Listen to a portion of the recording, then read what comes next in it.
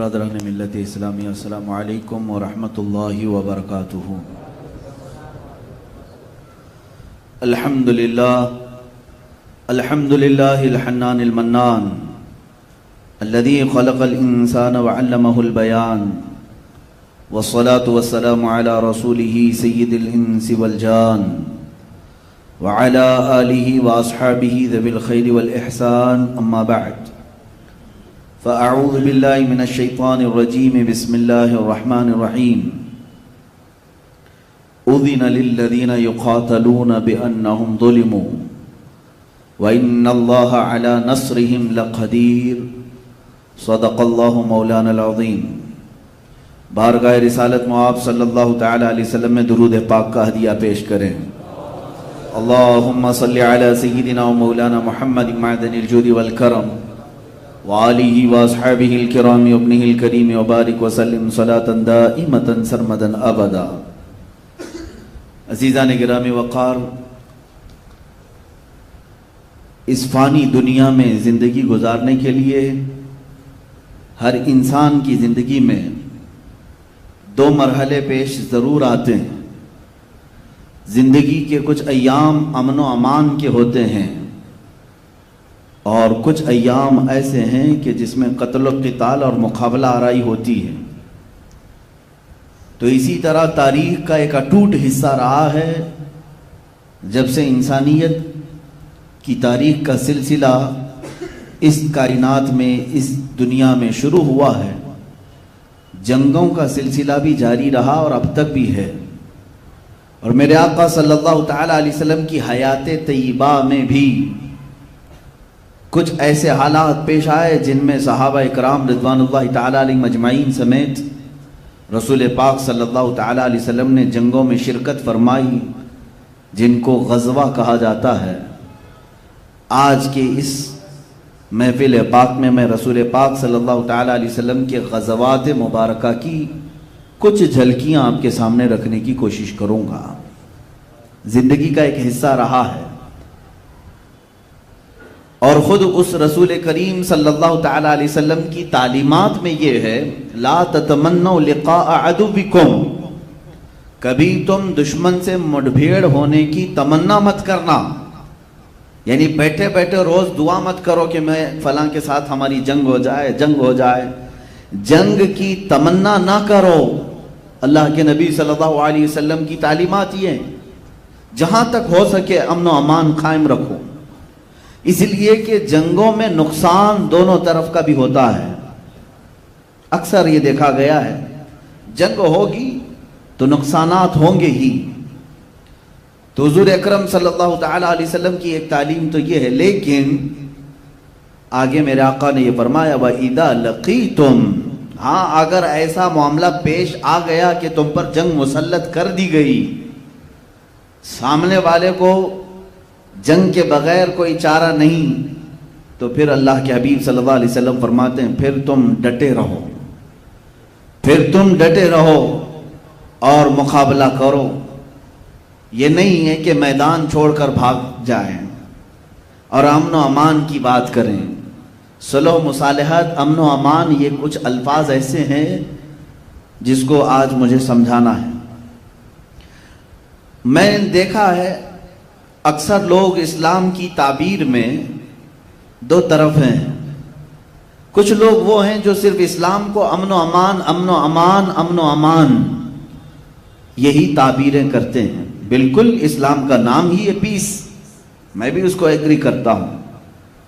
کچھ لوگ اسلام کے متعلق صرف جنگوں کا تذکرہ کرتے ہیں کہ اس میں سخت ترین موقف اختیار کیا گیا ہے دشمنوں کے مقابل میں، تب جا کر کے اسلام اپنے پیر جما سکا، اپنی سلطنتیں مضبوط کر سکا، تو جنگوں کا ہونا، جہاد کا ہونا ضروری ہے۔ یہ بعض لوگ اسلام کی تعبیر میں صرف جہاد اور جنگ کا نام لیتے ہیں، اور بعض لوگ صرف امن و امان کا نام لیتے ہیں۔ کیا اسلام کی یہ تعبیریں دونوں لوگ جو کر رہے ہیں وہ صحیح ہے؟ میرے عزیزوں، میرا کہنا یہ ہے کہ اسلام ان دونوں حالات سے گزرا ہے۔ اسلام کا بیسک فنڈا تو یہ ہے کہ وہ امن و امان چاہتا ہے پوری کائنات میں، لیکن اگر کوئی اس میں فساد مچانا چاہے تو اس کے ساتھ جہاد بھی چاہتا ہے. اسلام جہاد بھی کرے گا کس کے ساتھ؟ جو امن و امان میں فساد مچائے گا. تاریخ میں یہی ہے. لہذا ہمیشہ اسلام کی جب بھی تعبیر کرو تو تصویر کا ایک رخ نہ بتاؤ کہ اسلام میں میاں کسی کو کچھ نہیں کہنا ہے, اللہ اللہ کرنا ہے, تسبیح پڑھو, دعا کرو. ہاں یقیناً اسلام امن و امان چاہتا ہے, لیکن کب؟ ایک محقق نے بہت اچھے انداز میں کہا, بار بار اسلام اور مسلمانوں کے متعلق کچھ لوگ ہیں مسلم یہ کہتے ہیں کہ اسلام تو پیس کا نام ہے, آپ جنگ کی بات نہ کریں نا, آپ جہاد کی بات نہ کریں. اور کچھ ہمارے ماڈرن خیالات کے اور کچھ سیکولر لوگ ایسے بھی ہیں جو کہتے ہیں کہ نہیں اسلام صرف امن و امان کے لیے ہے. ہاں یقیناً میں دونوں تصویریں آپ کو بتاؤں. اسلام امن و امان اس وقت چاہتا ہے جب اسلام میں موجود غلام خانہ کعبہ کی چھت پر موجود ہو. حضور پاک صلی اللہ تعالی علیہ وسلم کو غلبہ حاصل ہوا مکہ کی فتح میں, تب حضور نے امن و امان قائم کیا ہے. امان وہ بہتر ہے جب تمہارے پاس غلبہ آ جائے, اور اس وقت تم لوگوں کو معاف کر رہے ہو, یہ امن و امان ہے. لیکن جب تمہیں کوئی دبا رہا ہے, جب کوئی تمہیں مار رہا ہے اور تم امن و امان کی بات کر رہے ہو تو گویا کہ تم جان چھڑانے کی بات کر رہے ہو. میں اس کی ایک مثال آپ کے یہاں یوں بتاتا ہوں. اب ایک صبر کا لفظ ہے, آپ جانتے ہیں صبر کسے کہتے ہیں؟ سہ لینا, ہر چیز کو سہ لینا. اب کوئی 4 سال کا بچہ ہے, میرے ساتھ اس کا مقابلہ ہو رہا ہے. 4 سال کے بچے کو میں نے تھپڑ مارا اور وہ 4 سال کا بچہ یہ کہتا ہے میں نے صبر کر لیا.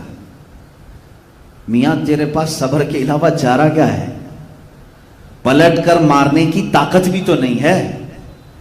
تو بڑے آدمی سے, طاقت والے آدمی سے اگر مار کھا کر کے خاموش رہا اور پھر یہ کہے میں صبر کر رہا ہوں, یہ صبر نہیں, یہ تیری مجبوری ہے, یہ مجبوری ہے. ہاں کب؟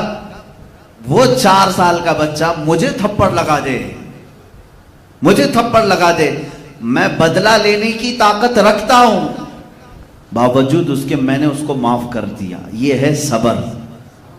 اس کو کیا کہتے ہیں؟ صبر. یہی اسلام چاہتا ہے کہ جب تمہارا غلبہ ہو اور تم دشمنوں کو معاف کر رہے ہو تو اسلام یہ امن و امان کی بات کرتا ہے.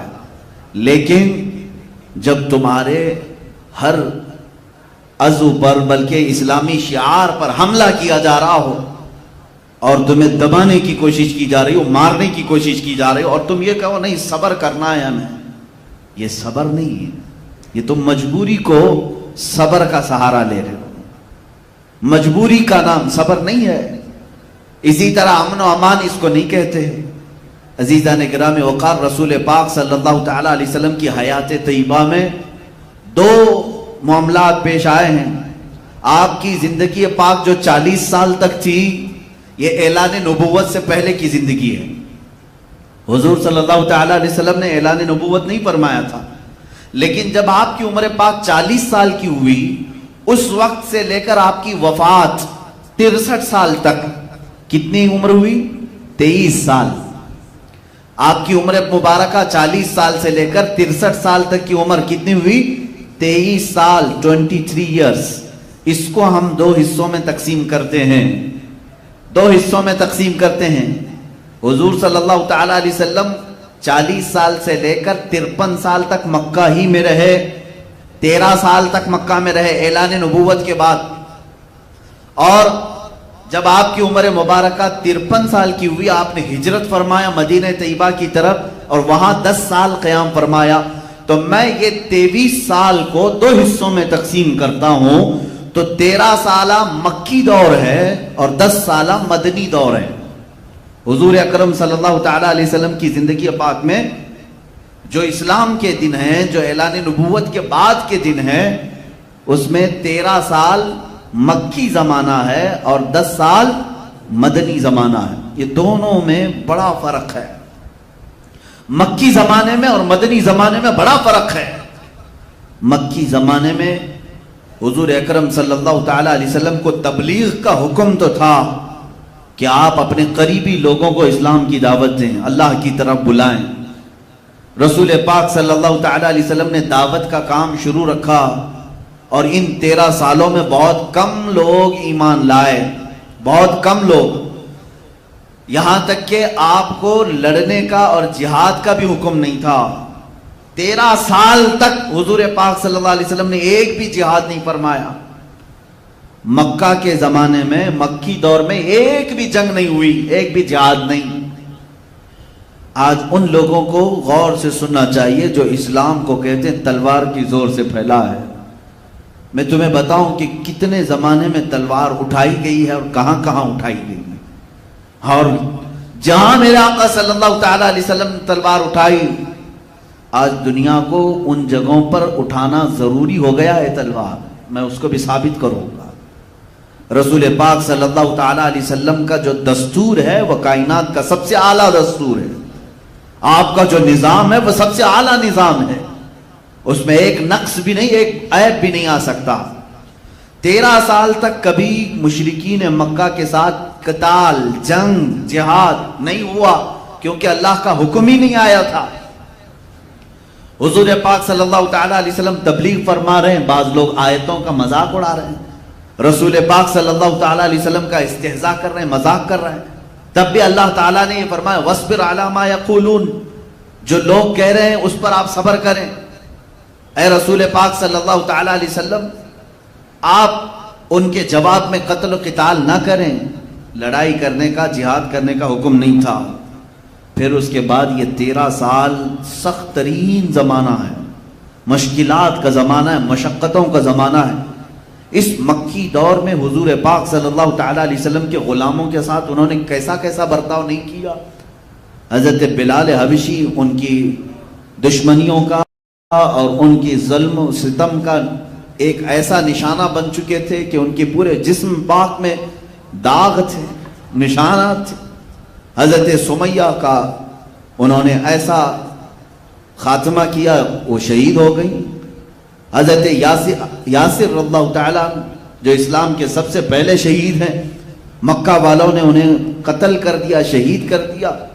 کئی صحابہ اکرام کو جانوں سے انہوں نے ختم کیا، شہید کیا۔ خود رسول پاک صلی اللہ تعالی علیہ وسلم پر بھی انہوں نے دست درازیاں کی ہیں، یہ تاریخ میں موجود ہے۔ حضرت ابو بکر صدیق ایک مرتبہ ان پر مشرکین اس قدر ٹوٹ پڑے، اتنا مارے تھے کہ آپ کا چہرہ سوج گیا تھا، آنکھیں نہیں دکھتی تھی، سوجن کی وجہ سے آنکھیں اندر جا چکی تھیں۔ یہ حضرت ابو بکر صدیق رضی اللہ تعالیٰ عنہ کے ساتھ انہوں نے کیا۔ حضرت عبداللہ ابن مسعود رضی اللہ تعالیٰ عنہ کی ناک پھوڑ دی تھی، طرح طرح کے مظالم ہوئے۔ ان تمام حالات کے بعد اللہ رب العزت نے اپنے حبیب صلی اللہ تعالیٰ علیہ وسلم کو ہجرت کی اجازت دی۔ پہلے مسلمانوں کی ایک جماعت ہجرت کر کے گئی، کہاں؟ حبشہ کی طرف۔ افریقہ کا ایک ملک ہے جس کو آج ایتھوپیا کہتے ہیں، ملک حبشہ کی طرف مسلمانوں کی ایک جماعت گئی، جس میں حضرت عثمان ابن عفان بھی تھے رضی اللہ تعالیٰ، اور حضور صلی اللہ تعالیٰ علیہ وسلم کی صاحبزادی حضرت رقیہ بھی تھی، حضرت جعفر طیار بھی تھے۔ تو یہ مسلمانوں کا قافلہ مکہ سے ہجرت کر کے حبشہ چلا گیا۔ کفار و مشرکین کے ظلم و ستم اس قدر بڑھ گئے تھے کہ ان کو اپنا اصلی وطن چھوڑنا پڑا، وہ دوسرے وطن میں جا کر پناہ لیے۔ پھر وہ وقت بھی آیا جب اللہ رب العزت نے اپنے حبیب صلی اللہ علیہ وسلم کو بھی مکہ مکرمہ سے ہجرت کرنے کا حکم دیا۔ ہجرت کہتے ہیں چھوڑ دینا، ترک کر دینا۔ رسول پاک صلی اللہ تعالی علیہ وسلم کی وہ ہجرت کا واقعہ پیش آیا۔ آپ اپنے ساتھ اپنے یار غار حضرت ابو بکر صدیق کو ساتھ لیے اور مدینہ طیبہ کی طرف رواں ہو گئے۔ یہ اللہ کے نبی صلی اللہ تعالی علیہ وسلم کی جو ہجرت ہے، یہ اسلام کا ٹرننگ پوائنٹ ہے۔ یہاں سے اسلام کی تاریخ ایک نئی تاریخ ہے، اور کیوں نہ نئی تاریخ ہو، آج بھی جو ہم 1442 میں چل رہے ہیں، یہ تاریخ چلی ہی ہے حضور کی ہجرت کے بعد سے۔ بہت ساری تاریخیں ہیں، کسی کی ولادت سے تاریخ چل رہی ہے، کسی کی وفات سے چل رہی ہے، لیکن اسلامی تاریخ کہاں سے چل رہی ہے؟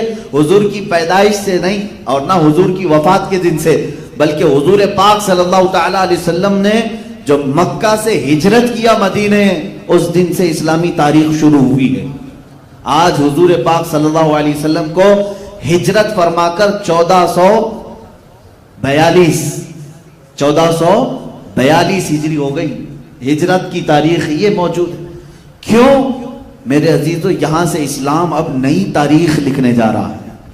اسلام نے ایک ایسی نئی تاریخ لکھی جس کو انگریز قلمدان مائیکل نے کہا ہے، جس نے کتاب لکھی حضور پاک صلی اللہ تعالی علیہ وسلم کے متعلق کہ دنیا میں سب سے زیادہ اثر اور لوگوں میں انفلوئنس ڈالنے والی شخصیت محمد صلی اللہ علیہ وسلم ہے۔ اسی انگریز نے یہ کہا، اپنی کتاب میں لکھا، لوگوں نے اس سے سوال کیا پہلے تو نے محمد صلی اللہ علیہ وسلم کا نام کیوں لکھا؟ تو کہتا ہے میں نے اس پروفٹ محمد صلی اللہ علیہ وسلم کی تاریخ پڑھی، جس دن یہ اپنی دعوت کے لیے شروع کیا وہ مکہ کا پورا میدان تھا، لیکن اس کی تاریخ، اس کی دعوت پر لبیک کہنے والے صرف 2 تھے، ایک اس کی عورت تھی، ایک بھتیجا، ایک بھائی تھا حضرت علی رضی اللہ تعالیٰ، ایک عورت تھی سیدہ خدیجہ، اور ایک چچا کا بیٹا علی جس کی عمر 9 سال تھی۔ یہ مائیکل کہتا ہے کہ یہ دعوت شروع ہوئی تھی صرف 2 لوگوں سے، حضور نے دعوت دی، 2 لوگوں نے لبیک کہا، اس کے بعد اپنے قریبی ساتھیوں میں ابو بکر صدیق اور ایک غلام، یہ 4-5 لوگوں سے دعوت شروع ہوئی۔ اور وہ مائیکل کہتا ہے شروع میں تو ایسا ہی لگا تھا کہ یہ اسی زمانے میں ختم ہو جائیں گے، اس لیے کہ ان کے مقابل میں بڑی بڑی طاقتیں مکہ میں موجود تھیں۔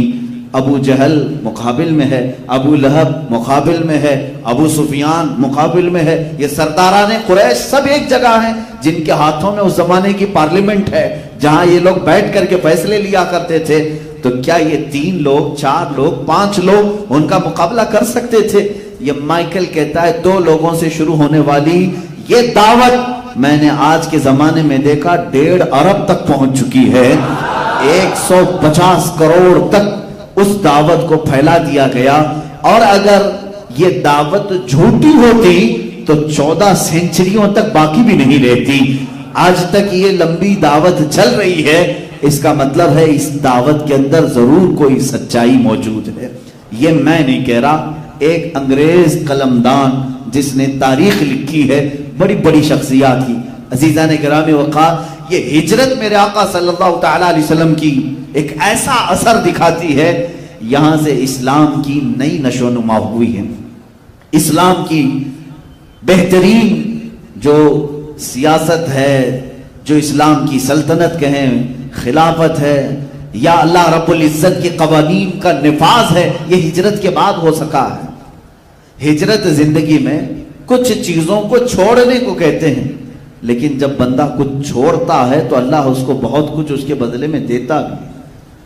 حضور پاک صلی اللہ تعالی علیہ وسلم ہجرت فرما کر جب مدینہ طیبہ تشریف لائے، اب یہاں پر جو حالات تھے وہ مکہ جیسے حالات نہیں تھے۔ مدینہ نرم دل لوگوں کی زمین تھی، وہاں پر لوگوں نے استقبال کیا تھا۔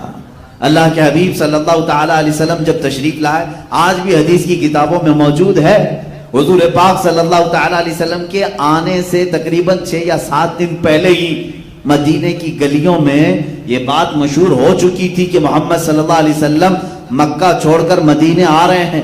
آلریڈی وہاں پر 100 سے زیادہ گھروں میں اسلام موجود تھا حضور صلی اللہ تعالی علیہ وسلم کے آنے سے پہلے، کیونکہ حضور جب دعوت شروع فرما چکے تھے مکہ میں، تو مدینے سے قافلے آتے تھے حج کے لیے اور وہ حضور پر ایمان لاتے تھے، واپس جاتے اپنے شہر میں پھر تبلیغ کرتے۔ کئی لوگ حضور کے مدینے آنے سے پہلے ہی اسلام میں تھے، ایمان میں تھے۔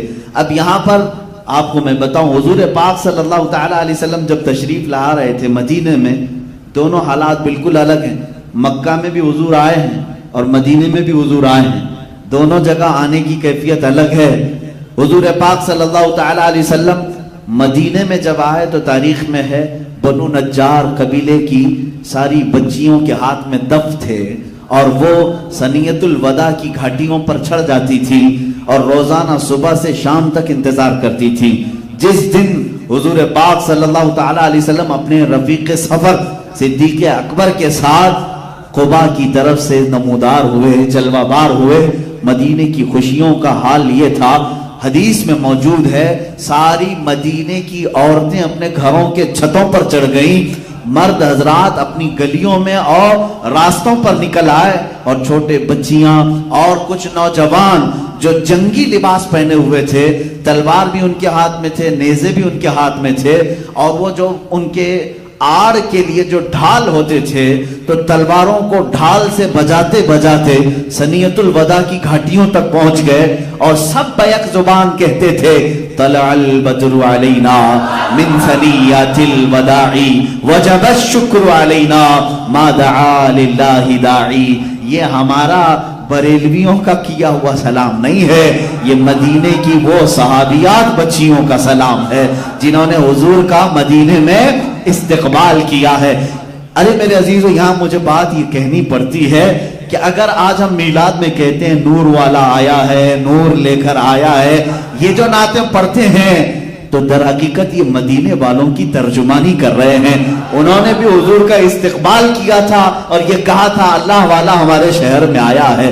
انہوں نے تو بڑی بات کہی تھی، طلع البدر علینا، انہوں نے کہا 14ویں کا چاند ہم پر طلوع ہو گیا ہے۔ من ثنیۃ الوداع، یہ ثنیۃ الوداع کی گھاٹیوں سے 14ویں کا چاند ہم پر طلوع ہو گیا ہے۔ وجب الشکر علینا ما دعا للہ داعی، یہ اللہ کی طرف بلانے والا پیغمبر جب تک بلاتا رہے گا، ہم سب مدینے والوں پر اس کا شکر واجب ہوگا۔ یہ بچیاں پڑھ رہی تھی۔ اب مجھے یہاں سمجھ میں آیا، بعض لوگ یہ کہتے ہیں جب حضور پیدا ہوئے تھے تو کوئی میلاد نہیں منائے تھے مکہ میں، ہے نا؟ حضور جب پیدا ہوئے تھے میلاد مکہ والوں نے نہیں منایا، آپ کیوں منا رہے ہیں؟ تو جواب میں آپ یہ کہیں جب حضور مکہ میں پیدا ہوئے تھے تب مسلمان تھے کہاں؟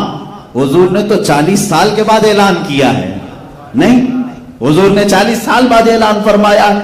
مکہ میں حضور پاک صلی اللہ تعالی علیہ وسلم جس وقت جلوہ گر ہوئے تھے، خوشیاں منائی گئی، اور بات ہے کہ تمہاری آنکھیں نہیں دیکھتی، اس وقت تو جبرائیل امین خوشی منا رہے تھے، ملائکہ خوشیاں منا رہے تھے۔ لیکن اگر تم دنیاوی باتیں کرتے ہو ظاہری طور پر، تو میں مانتا ہوں مکہ والوں نے خوشیاں نہیں منائی تھی، اس لیے کہ وہاں سب کافر تھے، اکثر کافر تھے، مشرکین تھے۔ لیکن مجھے یہ بتاؤ مدینے جب وہ رسول آئے تھے تو خوشیاں منائی گئی تھی کہ نہیں؟ اس لیے کہ مدینے میں پہلے سے مسلمان موجود تھے۔ پتہ یہ چلا رسول آنے کے وقت خوشیاں صرف اسلام والے مناتے ہیں، جن کے ہاں ایمان ہے وہ خوشیاں مناتے ہیں۔ کفر و شرک جہاں پہلے سے ہو ان کو میلاد سے کیا غرض ہے؟ رسول پاک کی ولادت سے کیا غرض ہے؟ کل ہی ایک صاحب نے مجھ سے پوچھا میلاد منانا کہاں لکھا ہوا ہے؟ میں نے کہا سنیوں کی قسمت میں لکھا ہوا ہے۔ کہاں لکھا ہوا ہے؟ سنیوں کی قسمت میں لکھا ہوا ہے۔ اس لیے کہ ہم نے تاریخ میں دیکھا ہے کہ جب رسول مکہ میں آئے تو وہاں قسمت والے ایمان والے نہیں تھے، اس لیے ہو سکتا ہے انہوں نے ظاہری خوشی نہیں منائی، لیکن مدینے والوں کی قسمت میں تو ایمان تھا۔ جب رسول نمودار ہو رہے تھے، ارے میاں انہوں نے تو دف بجا بجا کر کے اپنے نبی کا استقبال کیا، تم تو صرف ہمارے جھنڈوں پر اعتراض کرتے ہو۔ ابھی تو ہم نہ ڈھول اٹھائے ہیں نہ دف اٹھائے ہیں، مدینے والی بچیاں دف بجا کر کے میرے نبی کا استقبال کر رہی تھی، اور میرے آقا نے اگر یہ بدعت اور شرک ہوتی تو مدینے والوں کو کہتے لے جاؤ اپنے دف اندر، یہ سب کیا کر رہے ہو؟ بلکہ صدیق اکبر فرماتے ہیں حضور نے خوشی کا اظہار فرمایا۔ پتہ یہ چلا میلاد منانے والوں سے میرے آقا بھی راضی ہوتے ہیں، حضور پاک صلی اللہ تعالی علیہ وسلم راضی، اور کیوں نہ ہو قرآن پاک میں۔ بہرحال یہ ٹاپک میرا نہیں ہے یار، میں انشاءاللہ العزیز میلاد کی شب ضرور عرض کروں گا کہ میلاد ہم کیوں مناتے ہیں۔ یہ بیچ میں بات آئی، میں نے عرض کیا آؤ غزوات کی بات ہے کہ غزوے شروع کیسے ہوئے، جنگیں شروع کیسے ہوئی۔ 13 سال کے زمانے میں حضور کے مکی دور میں کوئی غزوہ نہیں، کوئی جنگ نہیں، کوئی جہاد نہیں۔ مدینہ طیبہ جب تشریف لائے، استقبال عالی شان، جاتے ہی میرے آقا صلی اللہ تعالی علیہ وسلم مہمان بنے حضرت ابو ایوب انصاری کے گھر، اور ان کے گھر تقریباً 7 یا 8 مہینے تک قیام فرمایا۔ لیکن رسول پاک صلی اللہ تعالی علیہ وسلم نے اپنا گھر نہیں بنایا، سب سے پہلے مدینے میں جاتے ہی حضور صلی اللہ علیہ وسلم نے اعلان فرمایا کہ یہ نئی زمین میں سب سے پہلے اللہ کا گھر بنایا جائے، مسجد بنائی جائے۔ اس کا مطلب یہ ہے کہ اسلام کی سب سے پہلی پارلیمنٹ مسجد ہوا کرتی ہے، مسجد ہے۔ حضور پاک صلی اللہ علیہ وسلم نے فرمایا تو مسجد کے لیے وہ جگہ منتخب کی گئی جہاں آج مسجد نبوی شریف ہے۔ یہ جس کی زمین تھی انہوں نے مفت میں ہدیہ کیا، حضور پاک صلی اللہ تعالی علیہ وسلم نے لیا، لیکن یہ 2 یتیموں کی تھی، اس کی قیمت حضور نے ادا فرمائی۔ کہا کہ یہ یتیموں کا حق ہے، اسے ہدیتن یعنی مفت میں نہ لیا جائے، اس کی قیمت ادا کی گئی۔ مسجد نبوی شریف کی جو قیمت ادا ہوئی کس کا مال تھا؟ حضرت ابوبکر صدیق کا مال تھا۔ حضرت ابوبکر صدیق کے مال سے مسجد نبوی کی جو جگہ ہے وہ خریدی گئی اور اس پر مسجد نبوی تعمیر ہوئی۔ یہ بھونکتے ہیں صدیق اکبر کی شان میں، شیعہ رافضی صدیق اکبر کی شان میں غلیظ مغلظات بکتے ہیں۔ ابھی تو پاکستان کی سرزمین پر ایک کھٹمل نے سیدنا ابوبکر صدیق رضی اللہ تعالیٰ عنہ کو کافر بھی کہا، معاذ اللہ رب العالمین۔ اس ذلیل و بدکار آدمی کو دنیا میں بھی اللہ ذلت سے رکھے گا اور آخرت میں بھی وہ ذلیل ہوگا انشاءاللہ۔ جس کے مال سے اسلام کی پہلی مسجد یعنی مسجد نبوی تعمیر ہو رہی ہے۔ مسجد قباء تھی لیکن باضابطہ رسول کی جو مسجد ہے وہ مسجد نبوی جہاں تعمیر ہوئی۔ اس کے بعد حضور پاک صلی اللہ تعالی علیہ وسلم نے ہجرت کے بعد جو سب سے پہلا نظام قائم کیا، میں آپ کو بتاتا ہوں، ایک نیا ملک جب کوئی قائم کر رہا ہوتا ہے سب سے پہلی ضروریات اس کی کیا ہوتی ہیں؟ جب نیا ملک قائم ہو رہا ہو، جو بھی اسلام کے بیس پر نیا ملک قائم ہوتا ہے اس میں سب سے پہلا اپنا گھر نہیں اللہ کا گھر بنایا جاتا ہے۔ اللہ کا گھر بنا، مسجد جیسی بنی، حضور پاک صلی اللہ تعالی علیہ وسلم نے ایک ایسا عقد فرمایا۔ عقد کہتے ہیں جوڑنے کو، باندھنے کو، جیسے عقد نکاح ہم کہتے ہیں شوہر اور بیوی دونوں کو جوڑ رہے ہیں تو یہ عقد نکاح، عقد کہتے ہیں گرہ لگانا، گانٹھ لگانا۔ لیکن رسول پاک صلی اللہ تعالی علیہ وسلم نے مواخات کا عقد کیا تھا، بھائی بھائی بنانے کا عقد، اور تاریخ میں ایسا عقد دوسرا ملتا ہی نہیں۔ حضور پاک صلی اللہ تعالی علیہ وسلم کے لیے جو لوگ اپنا وطن چھوڑ کر آئے تھے، مکہ سے دیگر علاقوں سے، سب چھوڑ کر مدینے آ رہے ہیں، اور ان کو کون رکھے گا؟ مدینے میں وہ کہاں رہیں گے؟ ان کا کھانا پینا، ان کی کمائی کا ذریعہ کیا ہوگا؟ یہ تو فکر تھی۔ تو مدینے میں جو لوگ موجود تھے وہ انصار صحابہ، اور جو ہجرت کر کے آئے تھے وہ مہاجرین صحابہ، سب کو جمع کیا میرے آقا صلی اللہ علیہ وسلم نے۔ اور اس مجلس میں صبح سے شام تک میرے آقا نے کیا فرمایا؟ ایک مہاجر صحابی کو اٹھاتے، ایک انصار صحابی کو اٹھاتے، دونوں کا ہاتھ جمع کرتے اور کہتے آج سے تم دونوں بھائی ہو۔ اس طرح دونوں کے بھائی چارگی کا سلسلہ شام تک جاری رہا۔ جتنے ہجرت کر کے آئے تھے ان سب کو حضور نے مدینے میں رہنے والے انصار کا بھائی بنایا۔ میرے عزیز، یہ خالی بولی نہیں ہے، یہ الفاظ نہیں ہے، صحابہ تھے وہ صحابہ، حضور کی زبان کی لاج ایسی رکھتے تھے۔ ایک ایک صحابی جو انصار ہیں وہ اپنے مہاجر بھائی کو گھر لے جاتے اور اسی دن شام میں بیٹھ گئے، اپنی جائیداد، اپنی پراپرٹی، اپنی مکان سب بتا رہے ہیں۔ کہا ہے میرے مہاجر بھائی، میرا باغیچہ اتنا بڑا ہے، اتنے درخت اس کے اندر ہے، مارکیٹ میں 4 دکانیں ہیں، مکان اتنے ہیں، آدھی مارکیٹ تیری ہے، آدھا باغیچہ تیرا ہے، آدھی دکان تیری ہے، آدھا گھر میرا، آدھا گھر تیرا، ہر چیز میں، اس لیے کہ اللہ کے نبی نے جب بھائی بنایا ہے میری ہر چیز میں آدھا حصہ تیرا بھی ہے۔ یہ صحابہ نے عمل کر کے دکھایا، یہاں تک کہ ایک صحابی فرماتے ہیں انہوں نے آدھا اتنا کیا کہ ان کی 2 بیویاں تھیں، انہوں نے کہا تم نئے مدینے میں آئے ہو، میں ایک بیوی کو طلاق دیتا ہوں، عدت گزارنے کے بعد تم اس سے نکاح کر لو، اس کا مہر بھی میں ادا کروں گا، اس لیے کہ تم اجنبی ہو، یہاں کیسے شادی کرو گے؟ عزیزان گرامی وقار، یہ انصار صحابہ تھے جو مدینے والے، جنہوں نے مہاجرین کے لیے اپنے پورے سینے کشادہ کیے تھے۔ کسی کے سینے میں ذرا برابر بھی ایسی بات نہیں آئی تھی کہ باہر سے آنے والے ہم پر قابض ہو گئے، نہ، مدینے والوں کا دل اللہ رب العزت نے اتنا نرم بنایا، آج بھی اس کا اثر باقی ہے۔ آج بھی اثر باقی ہے. میں اکثر کو جانتا ہوں اہل مدینہ جب بھی ہم ان سے ملاقات کرتے ہیں تو ہم یہی کہتے ہیں اہل المدینہ علی رؤوسنا، مدینے والے ہمارے سروں پر ہیں، اس لیے کہ جنہوں نے نبی کا استقبال کیا ہے ہمیں یقین ہے وہ آنے والے قیامت تک ہر مسلمان کا بھی استقبال کرتے ہیں. بعض علاقوں میں مکہ میں دیکھا ہے شدت پائی جاتی ہے لیکن مدینے والے آج بھی نرمی کرتے ہیں حجاج کے ساتھ بھی، جو حج کے لیے آتے ہیں، جو زیارت کے لیے آتے ہیں، ان کے ساتھ بھی نرمی کی جاتی ہے.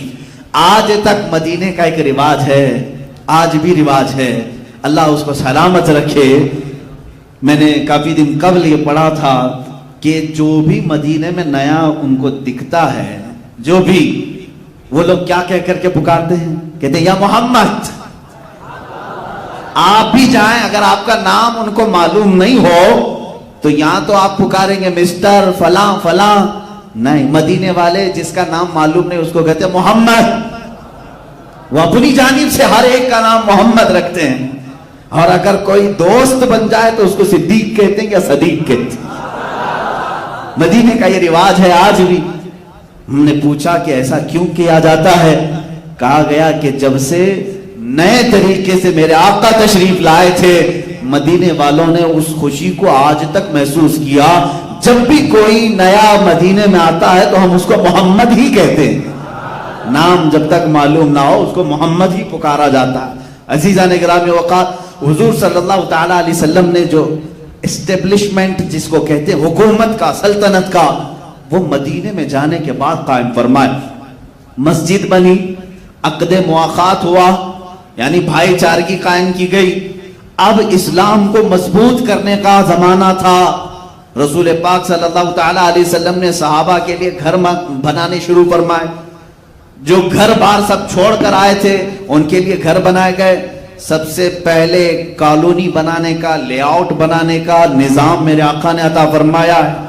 بستیاں آج بھی اصحاب صفہ کی مدینے میں، اگرچہ ان کو ویران کر دیا گیا ہے، لیکن مدینے کے مضافات میں حضور نے بہت بڑی جگہ میں صحابہ کے گھر بنائے تھے بڑے ڈسپلین کے ساتھ. جب کسی کی شادی ہوتی تو اس مکان میں شفٹ کیے جاتے.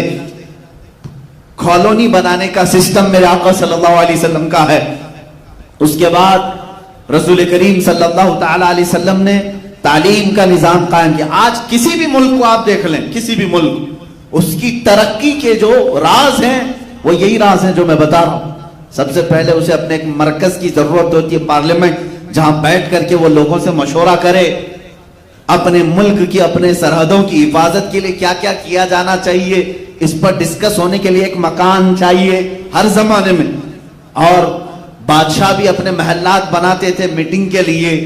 لیکن میرے آقا صلی اللہ تعالی علیہ وسلم نے اسلام کی مضبوطی کے لیے جس چیز کو پارلیمنٹ بنایا وہ مسجد ہی تھی. اللہ کے گھر سے سارے کام ہو رہے تھے. اب یہاں پر حضور پاک صلی اللہ علیہ وسلم نے تعلیم کا نظام قائم کیا.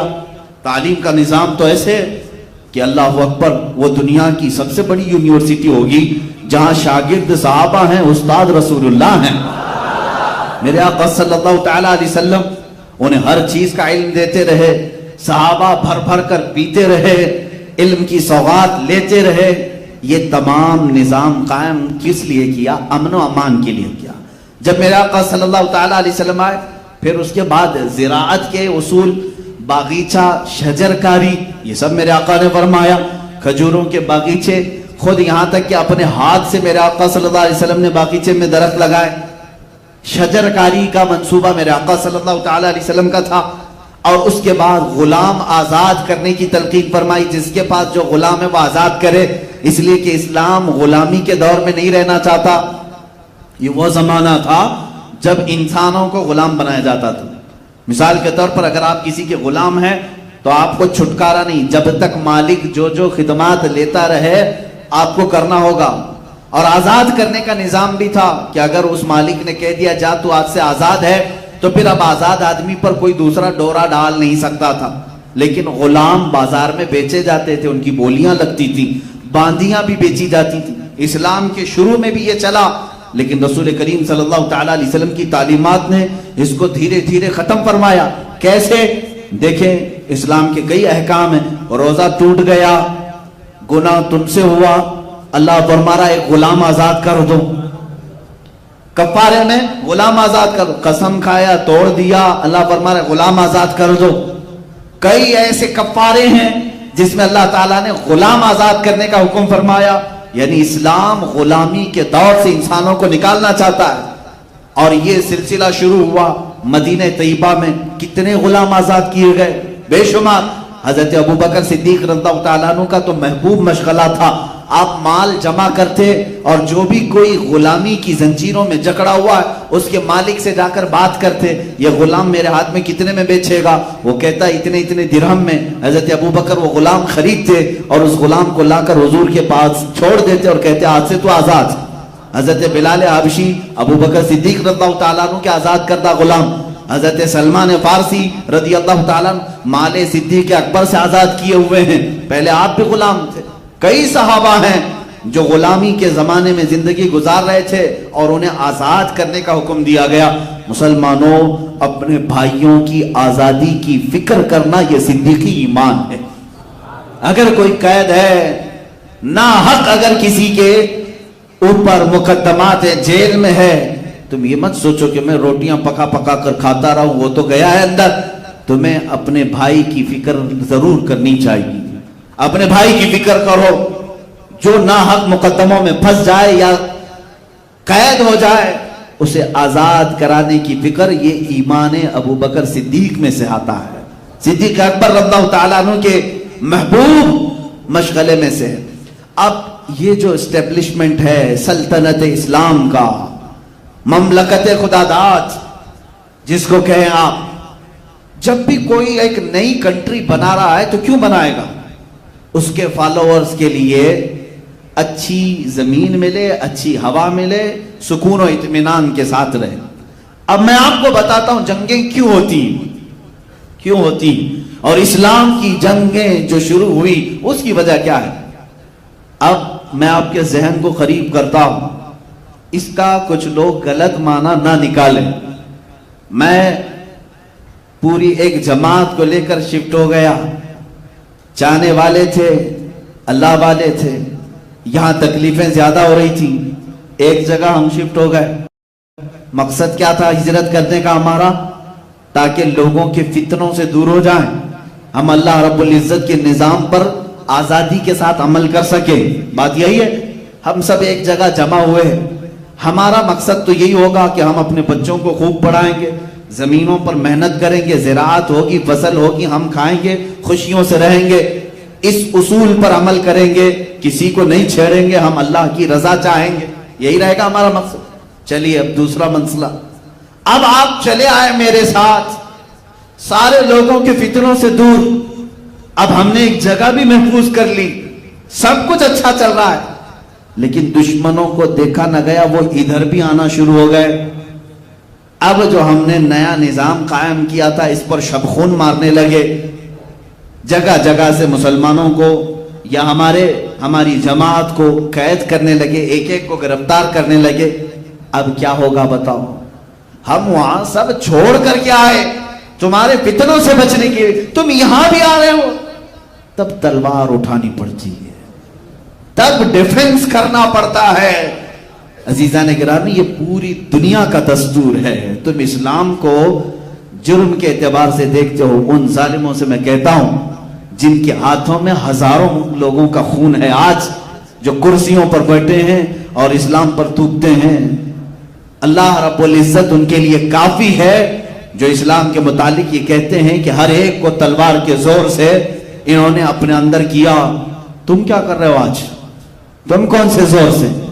ڈرون تیار کر رہے، پیٹروٹ، میزائل، نیوکلیئر، ان تمام ہتھیاروں کی خریداری میں ایک دوسرے سے آگے بڑھنے کی سب کی دوڑ ہے، اور سب یہی طاقت بنانا چاہ رہے نہیں ہے۔ آج ہر کنٹری اپنے سرحد کی حفاظت کر رہی ہے کہ نہیں کر رہی؟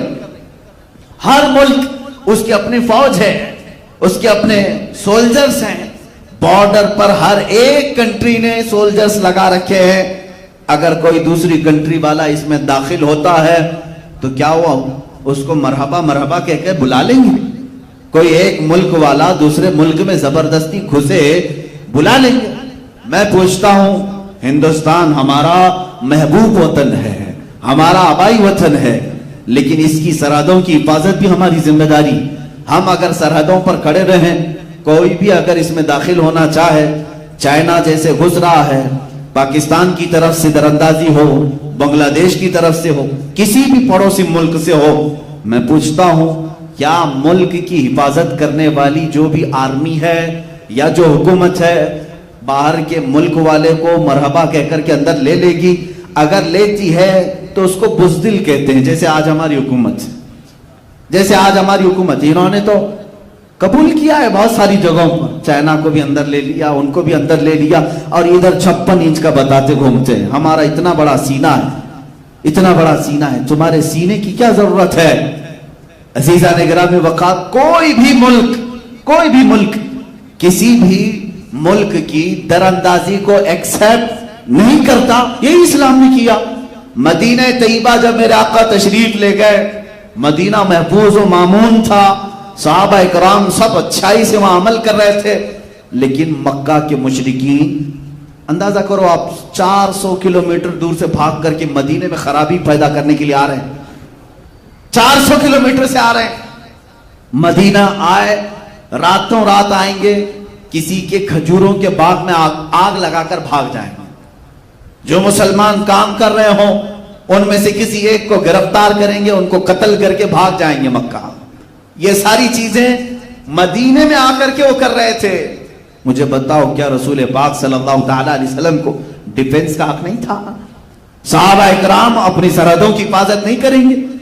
اسی لیے ہم کہتے ہیں ہم کو یا اسلام کو نہ چھیڑو مت، اس لیے کہ بہت دن تک اللہ ہمیں صبر کا حکم دیتا ہے. 13 سال تک صبر کا حکم دیا، لیکن تمہاری چھیڑ خانی زیادہ ہو گئی، تب پھر مولا نے بدر میں جانے کا حکم دیا. اور وہ دھول چٹائی کہ 14 صدیاں ہو گئی، درد ابھی بھی ان کا کم نہیں ہو سکا. خیبر میں وہ دانت توڑے ہیں مولا علی کرم اللہ وجہہ الکریم نے، کہ 14 صدیوں بعد بھی یہودیوں کے سینوں میں ابھی بھی زخم موجود ہے. آج بھی وہ تڑپ رہے ہیں اس شکست کو لے کر. یہ لیکن شروعات کس نے کی تھی؟ کیڑا کاٹا کس کو تھا؟ کسے کھجلی ہو رہی تھی؟ امن و امان کو غارت کرنے کی کون سوچ رہا تھا؟ مکہ والے. جبکہ انہیں یہ ہونا چاہیے تھا مکہ چھوڑ کر کے چلے گئے، جانے دو، ہمارے وطن میں کچھ نہیں ہو رہا ہے. نہیں، لیکن وہ مکہ سے اپنے وفد بھیجتے، مدینے رات میں آ کر باغیچوں میں آگ لگا رہے ہیں، مزدور صحابہ کو پکڑ کر مار رہے ہیں، کوئی تجارت میں جا رہا ہے تو اس کا مال لوٹ رہے ہیں. تو کیا یہ برداشت کیا جائے گا؟ اب اسلام نیا ملک بنا چکا ہے، اب برداشت نہیں ہوگا. یہ سلطنت خداداد تھی. اب اللہ کے نبی صلی اللہ تعالی علیہ وسلم کے ساتھ جو معاملات ہوئے وہ یہ ہے، کئی غزوے ہوئے ہیں. جنگ بدر کا نام تو آپ نے سنا، یہ اسلام کی پہلی بڑی جنگ ہے، لیکن تقریباً 5 یا 6 جنگیں اس سے قبل بھی ہوئی، لیکن اس میں لڑائیوں کی نوبت نہیں آئی. مڈبھیڑ ہوئی، وہ ادھر سے ادھر چلے گئے، ادھر سے ادھر آ. لیکن جس میں جنگ ہوئی گھماسان کی وہ بدر تھی. یہ 2 ہجری کی بات ہے.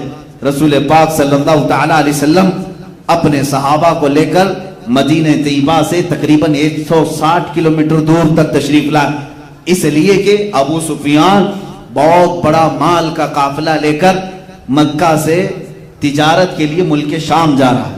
اب آپ سوچیں مال کس کا ہے بیچنے جو جا رہے ہیں؟ یہ وہ صحابہ جو اپنے گھر چھوڑ آئے تھے، ان کا سب سامان سمیٹ کے ملک شام بیچنے جا رہے ہیں. ان کا بھی اس میں مال تھا، مکہ والوں کا بھی مال تھا. تو کیا مدینے میں آئے ہوئے صحابہ کا اتنا حق نہیں تھا کہ ہمارا مال ہمیں دے دو؟ صحابہ گئے، جنگ کی غرض سے نہیں گئے تھے، لڑنے کی نیت سے نہیں. جنگ کی غرض سے جاتے تو سارا سامان ہتھیار لے کے جاتے. جنگ بدر میں جن لوگوں صحابہ کے ساتھ جو سامان تھا، تاریخ پڑھیں گے تو آپ کو حیرت ہوگی. 313 مسلمان ہیں، ان میں 8 گھوڑے ہیں، 8 یا 12 یا جو بھی، 1 عشرے سے زیادہ گھوڑے نہیں، سب پیدل ہیں، اور اکثر کے پاس تلواریں نہیں. بعض صحابہ کہتے ہیں کچھ لوگوں کے پاس تلواریں ہیں تو ایسی کہ سبزی بھی نہیں کٹتی تھی اس سے. یہ بدر میں جانے والے صحابہ ننگے پیر چل رہے ہیں، اور جب بدر کے میدان کے قریب پہنچے، یہاں تو صرف مطالبہ کرنا تھا، جو ہمارا مال مکہ میں ہم چھوڑا ہے تم بیچنے کے لیے ملک شام لے جا رہے ہو، ہمیں دے دو ہمارا مال۔ لیکن ابو سفیان راستہ کاٹ کر کے ملک شام پہنچ بھی گیا، تجارت بھی کیا، نفع بھی کمایا، واپس مکہ بھی پہنچ گیا، مکہ چلا گیا۔ لیکن ابو سفیان نے پہلے سے مکہ خبر بھیج دی تھی، اے مکہ والو، محمد صلی اللہ علیہ وسلم اپنے ساتھیوں کے ساتھ مدینے سے باہر آ چکے ہیں، ہمارا قافلہ لوٹ لیں گے، مال سب ختم ہو جائے گا، تم سب آ جاؤ۔ مکہ والوں کو اپنے مال تجارت کی فکر ہوئی، سب کے سب جوش میں بھر کر جمع ہوئے، تقریباً 1000 لوگ جمع ہوئے، ہتھیار بھی لیے، تلوار بھی لیے، گھوڑے بھی، ہاتھی بھی، اونٹ بھی، سب سامان کے ساتھ نکلے اور بدر میں آئے۔ میں سمجھتا ہوں جیسے قریب کے زمانے میں آپ نے دیکھا ہوگا ٹائٹینک ڈوبا تھا، ٹائٹینک ایک جہاز بنایا گیا تھا، اور جہاز بنانے والے کا دعویٰ یہ تھا کہ دنیا کی کوئی طاقت اسے ڈبا نہیں سکتی، اس کا چیلنج تھا۔ اور جانتے ہیں اتنا بڑا جہاز تھا جس میں ہزاروں لوگ سوار تھے، اس ٹائٹینک کے بنانے والے یا کیپٹن نے دعویٰ کر کے جو چھوٹی کشتیاں رکھی جاتی ہیں، ہم بھی سفر کیے ہیں، چھوٹی چھوٹی کشتیاں بڑی جہاز کے ارد گرد رکھی جاتی، کیوں؟ اگر ایمرجنسی آ جائے کچھ بھی تو یہ چھوٹی کشتیوں میں بیٹھ کر کے لوگ سمندر سے باہر نکلنے کی کوشش کرتے ہیں۔ اس نے وہ چھوٹی کشتیاں بھی رکھنے کو منع کر دیا تھا، ٹائٹینک نہیں ڈوبے گا، اسے کہا بھی گیا تھا۔ اور اس کے بعد دنیا کی تاریخ نے دیکھا ہے وہ آئس سے ٹکرایا اور تقریباً آدھے لوگوں کی موت ہوئی، تقریباً 1500 کے قریب لوگ مرے اس میں۔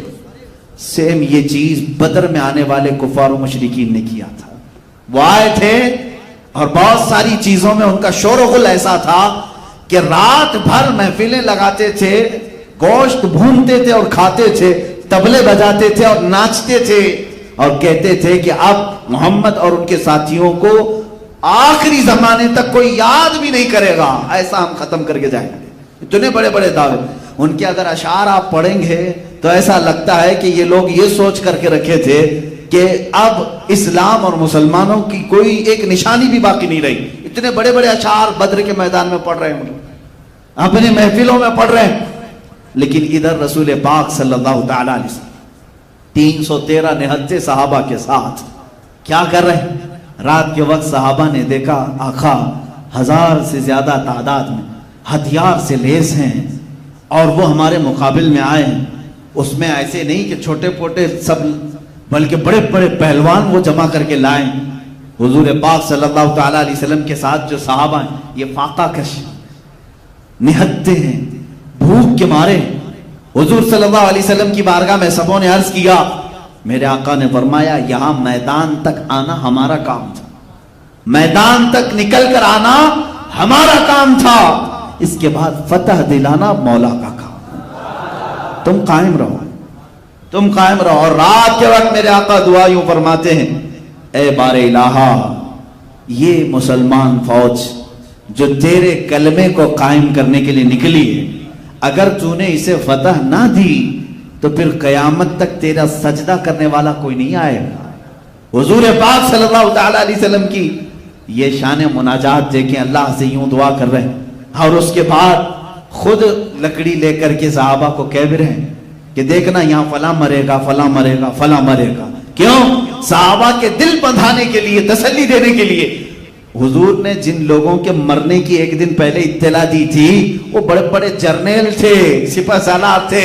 صحابہ میں جب یہ بات مشہور ہو گئی، حضور نے لکیر کھینچ دی ہے، صحابہ نے کہا بڑے بڑے ہی جا رہے ہیں تو باقی کو اب پھر ہم نپٹ لیں گے۔ حضور نے جب کہا ہے ان کو جانا ہی ہے، حضور نے جب لکیر کھینچی ہے وہ ان کی ڈیڈ لائن ہے، ختم ہو چکے ہیں۔ صحابہ کا یہ توکل بھی تھا، یقین بھی تھا۔ اور دوسرے دن جب صحابہ میدان میں آئے، اللہ رب العزت نے ان کی ثبات قدمی کی وجہ سے، ثابت قدم ہونے کی وجہ سے آسمان سے 5000 فرشتے مدد کے لیے اتارے، جس کا ذکر قرآن پاک میں۔ ملائکہ، اللہ کے ملائکہ صحابہ کی طرف سے لڑ رہے تھے مشرکین کے ساتھ۔ مشرکین میں سے جو لوگ جنگ میں شریک تھے، کچھ لوگ بعد میں ایمان بھی لائے، وہ لوگ کہتے ہیں جنگ بدر یہ ہماری زندگی کی پہلی ایسی جنگ ہے، ایسے لوگ لڑنے آ رہے تھے جن کو ہم پہچانتے ہی نہیں تھے، وہ کون کہاں سے آتا تھا ہمیں دکھتا ہی نہیں تھا. حضور نے فرمایا وہ اللہ کے ملائکہ تھے. اب یہاں پر ایک بات میں یہ بھی بتا دوں, ایک فرشتہ اگر پر ہلا دے 1,00,000 مر سکتے ہیں, وہ تو 1000 کے لیے 5000 فرشتے کیوں اتارے اللہ نے؟ 5000 فرشتوں کو اتارنے کی کیا ضرورت تھی؟ ایک فرشتہ ہی کافی ہے. جبرائیل امین نے ایک بار آواز لگائی تھی, قوم شعیب پوری ہلاک ہو گئی. حضرت شعیب علیہ السلام کی قوم صرف ان کی ایک چنگھاڑ سے ختم ہو چکی تھی, مر گئے تھے سب. ایک فرشتے کی ضرورت تھی. لیکن محدثین فرماتے ہیں رب تبارک و تعالی نے رسول کے دیوانوں کی عظمت اور شان بتانے کے لیے اتنے فرشتے اتارے. باڈی گارڈ ایک ہو تو بھی چل سکتا ہے, لیکن کسی کے ساتھ 10 ہوں تو یہ اس کی عظمت کو بتاتے ہیں. 10 کا کام نہیں, تم چلو صرف ساتھ میں. صحابہ کی عظمت و شان کے لیے 5000 ملائکہ اتارے گئے. اور اس جنگ کا نقشہ جو ہے آپ سنتے بھی رہتے ہیں, شام ہونے سے پہلے پہلے ان کے پاؤں اکھڑ گئے, میدان چھوڑ کر بھاگنے لگے. جو 1000 کی تعداد میں آئے تھے, ایک رات پہلے خوب کباب کھائے تھے, سب میدان چھوڑ کر بھاگ رہے تھے. کیونکہ ابو جہل مارا گیا تھا, عتبہ مارا گیا تھا, شیبہ مارا گیا تھا, بڑے بڑے لوگ اس میں مارے گئے تھے. اب اس میں امیہ جو حضرت بلال کا آقا تھا, مالک تھا, جو حضرت بلال کو پتھر رکھتا تھا, ان کی پشت پر رسی باندھ کر گھماتا تھا, وہ جنگ بدر میں آیا. بڑا ہٹا کٹا پہلوان, اس کو باندھ کر کے صحابہ گرا چکے تھے لیکن قتل نہیں کر رہے تھے. حضور صلی اللہ تعالی علیہ وسلم نے فرمایا بلال کو بلاؤ, اپنی پوری زندگی کی بھڑاس نکال لے. میں یہ لفظ کہہ رہا ہوں صرف آپ کے لیے, ورنہ وہ اپنے دلوں کی بھڑاس کے لیے کسی کو قتل نہیں کرتے تھے, اللہ کی رضا کے لیے. جو دشمن خدا ہے اس کو تہ دیکھ کیا ہے. عزیزہ نگرامی, جنگ بدر کا نقشہ پورا الٹ گیا. جیسے وہ چاہتے تھے ویسا نہیں ہوا. اللہ جیسا چاہتا ہے ویسا ہوتا ہے. شام تک یہ جنگ ختم ہوئی. میرے آقا صلی اللہ تعالی علیہ وسلم کے ہاتھ کیا کیا آیا؟ پورا مال غنیمت جو مکہ والے لے کر کے آئے تھے سب چھوڑ کر گئے. جنگوں کا نظام یہی ہے, جب کوئی فتح یاب ہو جائے تو دشمن جو مال چھوڑے اس کو کہتے ہیں مال غنیمت. مال غنیمت یہ فتح پانے والی فوج کا حصہ ہوتا ہے. وہ مال غنیمت صحابہ کو بہت سارا ہاتھ میں آیا, اور 70 لوگ قیدی بنائے گئے اور 70 لوگ مارے گئے. نقصان اسلام کا کیا ہوا تھا؟ 14 جانیں گئی تھی, 14 صحابہ شہید ہوئے تھے, بس اس کے علاوہ کچھ نہیں. ان کی ثبات قدمی اور ان کی استقامت ایسی تھی, تلواریں نہ ہو کر کے بھی اللہ کی ذات پر توکل کیسا تھا. میرے عزیزوں, اس پوری جنگ سے جو سبق ملتا ہے, اس جہاد سے, پہلی بات تو یہ ہے کہ تم چھیڑو مت. لیکن اگر تمہارے مال و متاع, عزت و آبرو کے ساتھ کوئی کھلواڑ کرے, کوئی تمہارے دین پر حملہ آور ہو, تو حضور نے یہ بھی نہیں کہا تسبیح لو کہو اللہ اللہ اللہ اللہ, دشمن کو ہلاک کر دے, دشمن کو ہلاک کر دے, یہ بھی نہیں. حضور نے فرمایا میدان میں باہر آؤ, اپنے جانثاروں کے ساتھ آؤ, اپنا حق مانگو. حق کا طلب کرنا یہ انسان کی اپنی زندگی کا مقصد, یعنی فنڈامنٹل رائٹ ہے, اس کا حق ہے یہ. حضور پاک صلی اللہ تعالی علیہ وسلم کے ساتھ صحابہ آئے, کیا حضور مدینے میں بیٹھ کر کی دعا نہیں کر سکتے تھے؟ مسجد نبوی میں بیٹھ کر کے, جیسے آج اجتماعی دعائیں ہو رہی نا جگہ جگہ پر, اجتماعی دعا ہو رہی ہیں, اللہ اسرائیل کے منہ میں کیڑے پڑ جائیں, تم بیٹھو یہاں پر تسبیح ہلاتے رہو, دعا کرتے رہو. بعض لوگ یہ کہتے ہیں نہیں نہیں نہیں, ان کے ساتھ کیا پروٹیسٹ کریں, کیا احتجاج کریں, ہم یہاں بیٹھ کر کے دعا کرتے ہیں. ابھی NRC اور CAA کے ٹائم پر میں نے بہت محسوس کیا, معاف کرنا کچھ لوگوں کی گستاخی ہو, کچھ لوگ روزہ رکھنے کی تلقین کر رہے تھے, اچھی بات ہے, جمعرات روزہ رکھو, NRC ختم ہو جائے, تسبیح پڑھو, یہ فلاں تسبیح بہت اثر ہے, یہ جلالی ذکر ہے, ذکر کرو, سب ختم ہو جائے. میرے عزیز, بعض گدھے ایسے ہوتے ہیں جو تسبیح سے نہیں جاتے, ڈنڈے سے جاتے ہیں, ورنہ تم تسبیح گھماتے رہو گے. میں نے ایک عالم صاحب کے متعلق سنا تھا, مولانا صاحب ایک کھیت بوئے ہیں, فصل اگائی, گدھا آ جاتا تھا, فصل کھاتا تھا. اب حضرت تسبیح لے کر بیٹھتے تھے, دعا کرتے تھے, اللہ گدھے کو دور کر دے, گدھے کو دور کر دے. جیسے مشہور محاورہ ہے, جل تو جلال تو آئی بلا کو ٹال تو. یہ بعض لوگ کہتے ہیں یہ تسبیح ہے, بلائیں جاتی ہے اس سے. بعض لوگ کہتے ہیں. تو مولانا صاحب تسبیح پڑھتے رہتے تھے اور وہ گدھا روز کھاتا تھا, روز فصل کھاتا تھا. کچھ نوجوان تھے جو محبت کرتے تھے, انہوں نے دیکھا حضرت تو اٹھیں گے نہیں اور ان کی تسبیح ہاتھ میں ہی رہی. انہوں نے ڈنڈا اٹھایا اور گدھے کو مارا. گدھا چلا گیا, دوبارہ نہیں آیا. انہوں نے حضرت سے کہا کہ حضرت سارے گدھے تسبیح سے نہیں جاتے, کچھ گدھوں کے لیے ڈنڈا اٹھانا پڑتا ہے. اگر صرف تسبیح سے ہی جاتے تو عمر فاروق کے کوڑے کی ضرورت نہیں ہوتی. نظام تمہارا قائم ہوتا ہے, تمہارے حقوق طلب کرنے کی تمہارے اندر عادت ہونی چاہیے. آج ہمیں بزدل بنایا جا رہا ہے, آج بزدل بنایا جا رہا ہے. لفظ جہاد لانے سے منہ پر بہت سارے لوگ ڈر جاتے ہیں. ایسا لگتا ہے کہ کوئی ناپاک ورڈ ہے, میرے عزیزوں کوئی گالی ہے.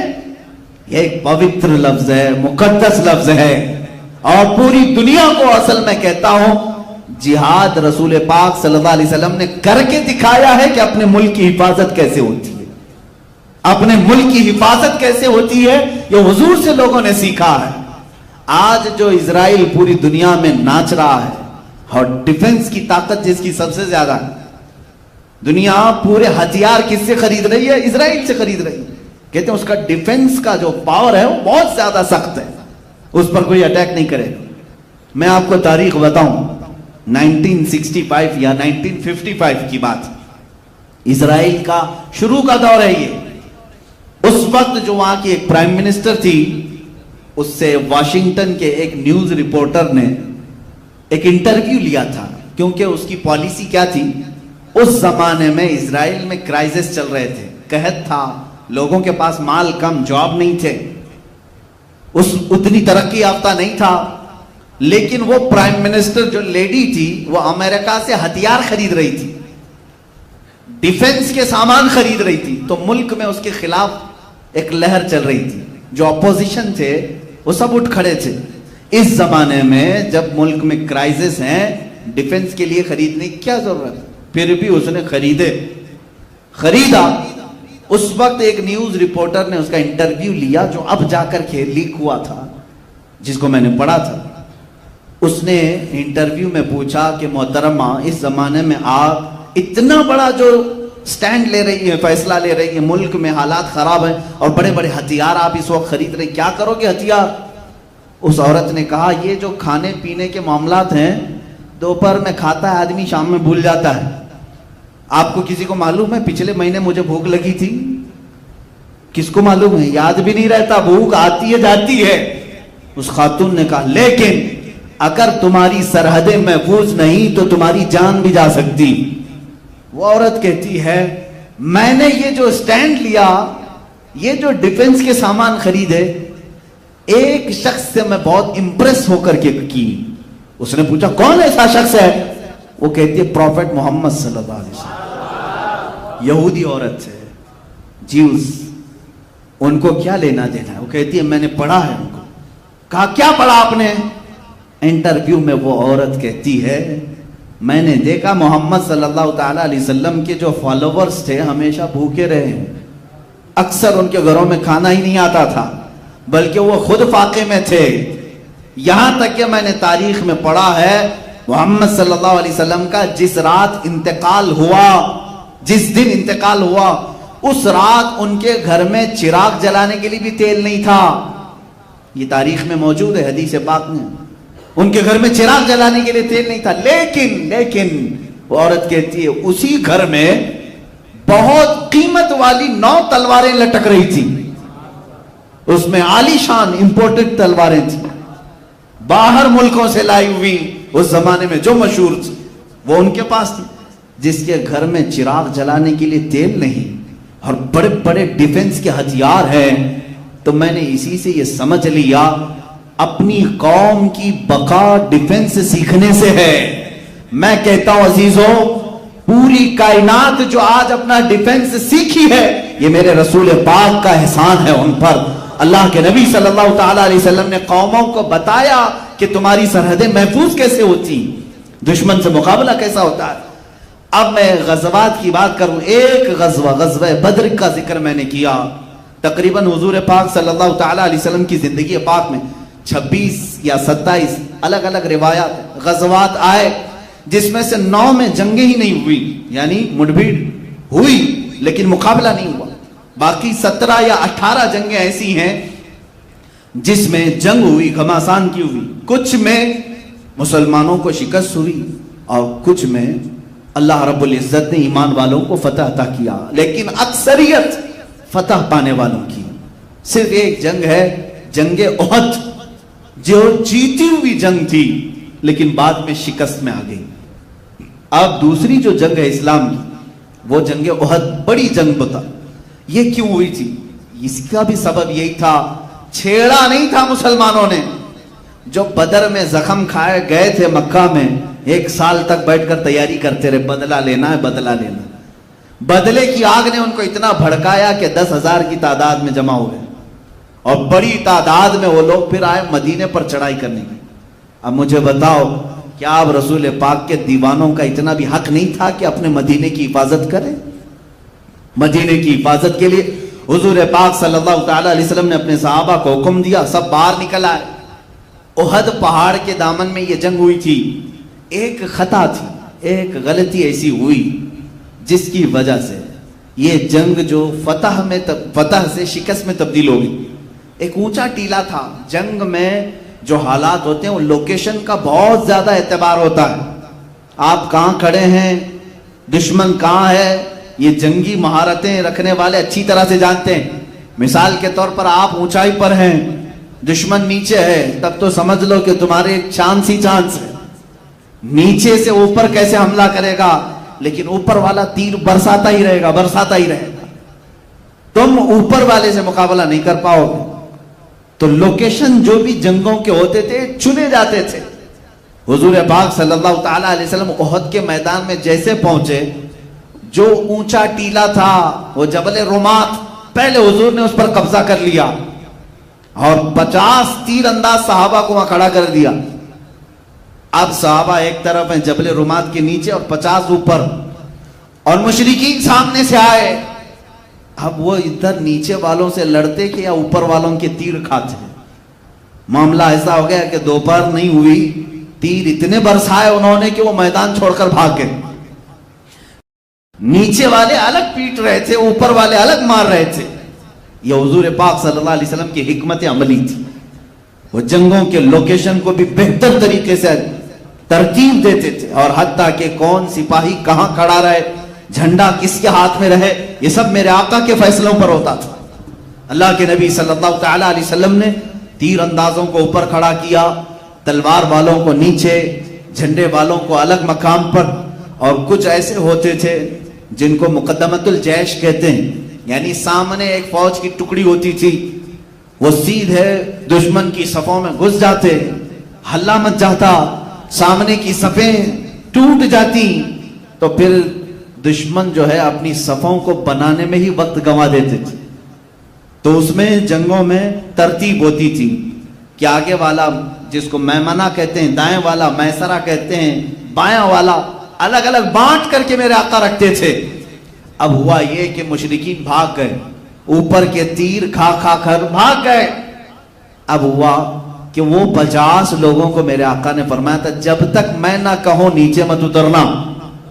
حضور نے کیا فرمایا تھا؟ جب تک میں نہ کہوں نیچے مت اترنا۔ لیکن وہ مشرکین جب بھاگ گئے تو یہ 50 جو صحابہ تھے تیر انداز، انہوں نے کہا حضور نے تو جو فرمایا تھا جنگ ختم ہونے تک کے لیے، دیکھو نیچے وہ سب چھوڑ کر بھاگ گئے۔ باقی جو نیچے جو صحابہ تھے وہ مال غنیمت جمع کر رہے تھے، اوپر والوں نے کہا چلو ہم بھی نیچے جا کر مال غنیمت جمع کرتے ہیں۔ بعض صحابہ نے کہا انتظار کرو، حضور نے فرمایا جب تک میں نہ کہوں اترنا مت۔ تو وہاں 2 جماعتیں ہوئی، تقریباً 40 صحابہ اتر گئے، 10 باقی رہے۔ 40 لوگ جب نیچے میدان میں مال غنیمت جمع کرنے لگے، بھاگے ہوئے کافروں میں ہونہار خالد بن ولید بھی تھے۔ وہ مشرکین کی طرف سے آئے، ایمان لائے ہوئے نہیں تھے، اور جنگوں کی باریکیوں کو سمجھنے والے شخص. دیکھا یہ جو لوکیشن خطرناک تھا ان کے لیے خالی ہو گیا. جو 50 تیر انداز تھے اس میں 40 نیچے آ گئے. تو خالد بن ولید نے 200 گھڑ سواروں کو جمع کیا دور جا کر, بہت دور سے راؤنڈ لگا کر کے یہ جبل رمات یہ ٹیلے کے پیچھے آ گئے اور جو 10 اوپر کھڑے تھے تیروں سے ان کو شہید کر دیا, ان کے اوپر حملہ کر دیا اور وہ جگہ قبضہ کر لیا. مسلمانوں کو سمجھ میں ہی نہیں آیا ہوا کیا. وہ نیچے میدان میں مال غنیمت جمع کر رہے تھے, 200 لشکری پیچھے سے آ کر حملہ کر رہے, اور جو بھاگے ہوئے کافر تھے وہ بھی پلٹ آئے. جو مشرکین بھاگ گئے تھے مال چھوڑ کر وہ واپس آئے. ہوا یہ کہ پیچھے سے خالد بن ولید کا لشکر اور سامنے سے وہ مشرکین کا, بیچ میں مسلمان پس گئے, جس میں 70 صحابہ کی جانیں گئی. 70 صحابہ شہید ہوئے. اسی جنگ میں میرے آقا صلی اللہ تعالی علیہ وسلم کے اوپر ایک ظالم کافر نے لوہے کی ٹوپی حضور کے چہرے پر مارا, جس کی وجہ سے لوہے کی جو دانت ہوتی ہے حضور کے رخسار مبارک میں اندر داخل ہوئی. 2 دانت آپ کے شہید ہو گئے اور خون گرنے لگا. حضور صلی اللہ تعالی علیہ وسلم کے لیے یہ جو تکلیف آئی یہ صرف احد میں آئی. کتنا بڑا نقصان. پھر جو مال تھا وہ سب انہوں نے لوٹ لیا. اس میں بڑے بڑے صحابہ شہید ہو گئے. حضرت حمزہ حضور کے قریبی چچا جو شروع سے باڈی گارڈ کی حیثیت سے رہے میرے آقا کے, وہ شہید ہوئے. صرف شہید ہی نہیں بلکہ ان کا سینہ چاک کر کے ان کا کلیجہ باہر نکالا. اور یہ دردناک منظر دیکھنے کو ملا احد میں. حضرت عبداللہ بن جہش رضی اللہ تعالیٰ, ان کو بھی کاٹ کاٹ کر کے ان کے کان, ہونٹ, ناک سب کو ایک کافر نے سوئی میں پیرو کر ہار بنایا, ہار بنا کر کے پہنا. حضرت مصعب بن عمیر رضی اللہ تعالیٰ جو سفیر اسلام تھے, اسلام کے خطوط لے کر بادشاہوں تک جاتے تھے, وہ شہید ہو گئے. بڑے بڑے صحابہ اس میں فوت ہوئے. اب مجھے بتاؤ اتنا بھاری جو نقصان ہوا کس کی بدولت ہوا؟ حضور پاک کے ایک فرمان کو ٹال دینے سے 70 جانیں صحابہ کی گئی. آج اندازہ کرو میرے عزیزو, آج جو تم رسول پاک کے فرامین کو ٹالتے ہو, اب 70 نہیں 70 لاکھ جانیں بھی جا سکتی, کیونکہ قرآن کہہ رہا ہے فَلْيَحْذَرِ الَّذِينَ يُخَالِفُونَ عَنْ أَمْرِهِ أَن تُصِيبَهُمْ فِتْنَةٌ أَوْ يُصِيبَهُمْ عَذَابٌ أَلِيمٌ. اللہ فرماتا چاہیے کہ لوگ میرے رسول کے حکم کی خلاف ورزی کرنے سے بچیں, ورنہ میں اللہ فرما رہا ورنہ ان قریب تم کو فتنوں میں مبتلا کر دیا جائے گا یا دردناک عذاب میں گرفتار کر دیا جائے گا. تم جو آج رسول پاک کی نافرمانی پر لگے رہو گے, جانے جائیں گی. آج جو ہلاکتوں کا بازار ہے یہ یوں ہی نہیں. ان کے جو ہم غلام تھے, خلق کے پیشوا رہے, ان سے پھرے, جہاں پھرائی کبھی وقار میں. ہمارے وقار عزت میں جو کمی آئی صرف اس لیے کہ چہرہ تمہارا وہاں سے پھر گیا. تم نے کیریکٹر کس کے اپنایا, آج کس کو رول ماڈل بن رہے ہو؟ ہر نوجوان کا حال یہ ہے, فلموں کی اسکرین پر دکھائے جانے والی گندی تصویریں ان کے رول ماڈل ہیں, تمہارے وہ ماڈل ہیں. ان کو دیکھ کر کے ان کے آئیڈیل بناتے ہو, ان کے چلنے کی طرح چلنے کی کوشش, ان کے کھانے کی طرح کھانے کی کوشش, ان کے پہننے کی طرح پہننے کی کوشش. اگر وہ ننگا گھومے تو بچہ ہمارا ننگا گھومنے میں فخر کرے. تم نے جن کو اپنا آئیڈیل اور رول ماڈل بنایا ہے تو تمہارے ساتھ تو یہ ہونا ہی ہے. چند دنوں کے بعد دیکھنا کہ تمہارے گھروں کے اوپر کیا بلائیں نازل ہوں گی.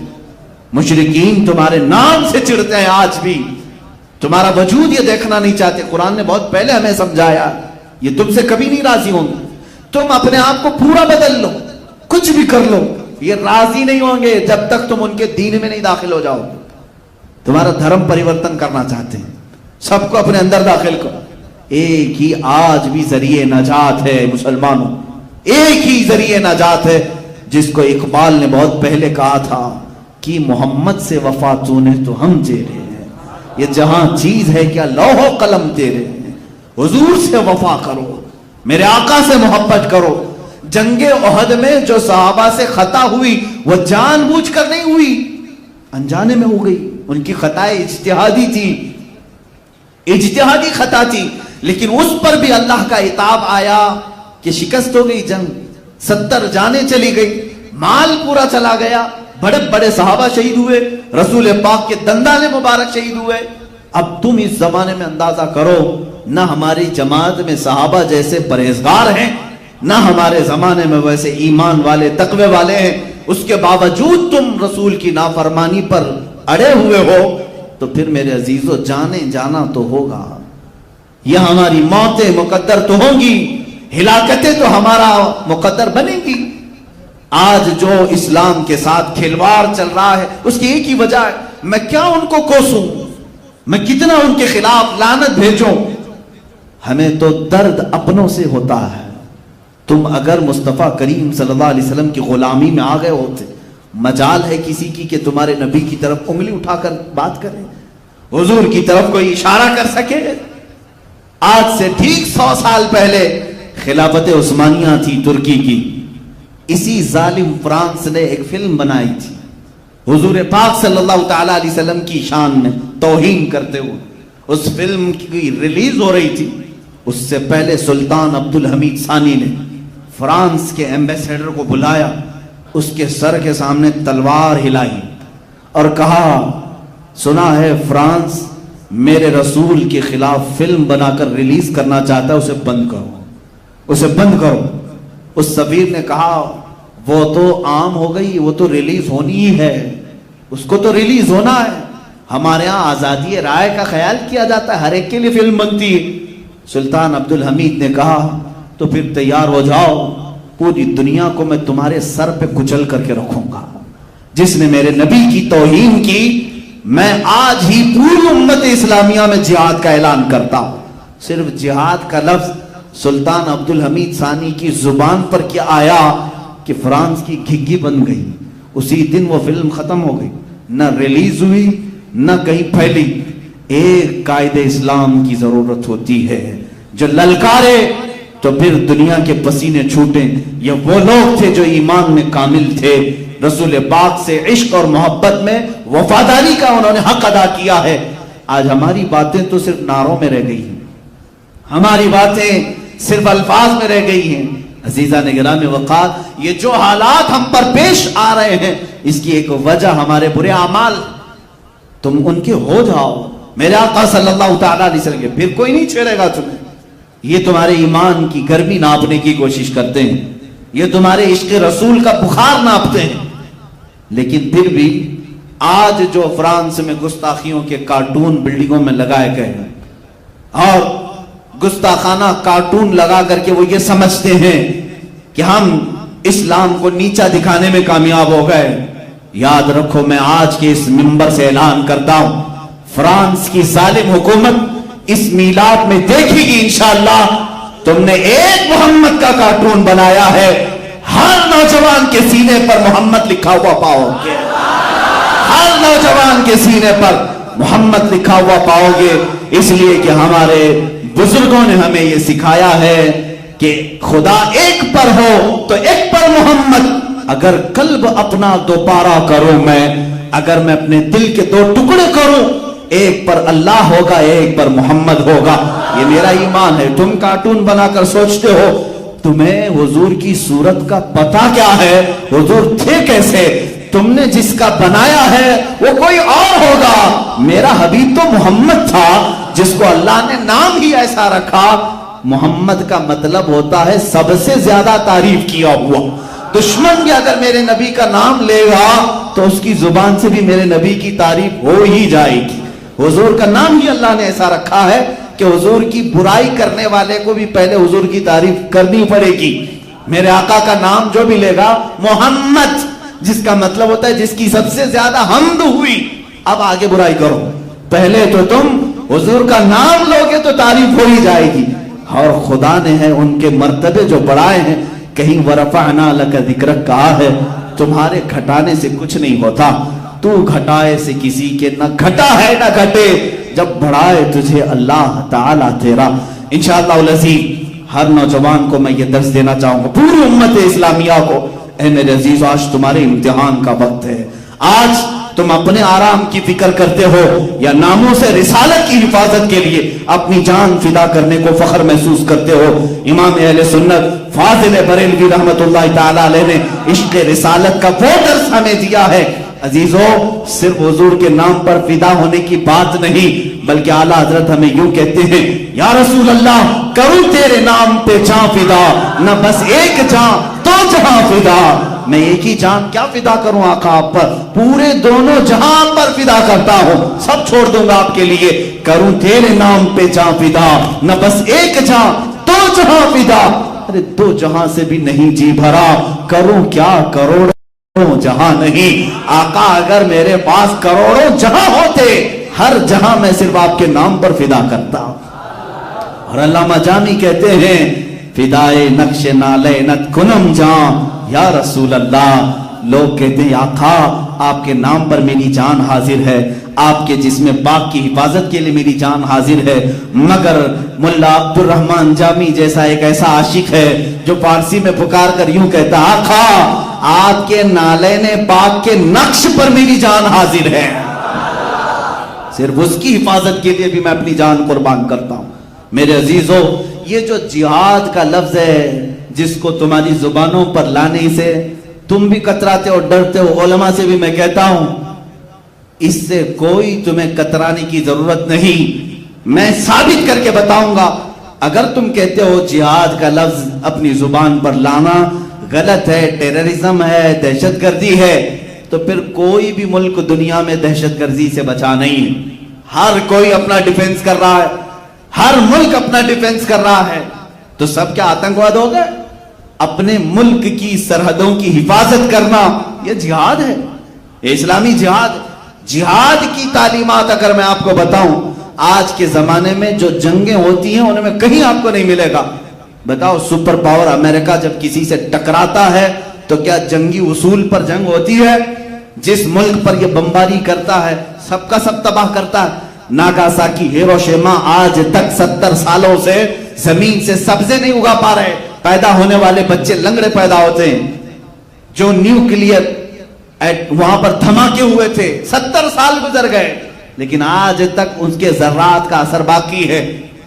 جو تمہاری جنگیں ہیں ان کا حال یہ ہے کہ تباہی اور بربادی، مگر نبی کونین صلی اللہ علیہ وسلم صحابہ کو فرماتے کہ اللہ نے ہمیں تلوار اٹھانے کا حکم دیا ہے تو صرف دین اسلام کی حفاظت اور اپنی جان کی حفاظت کے لیے۔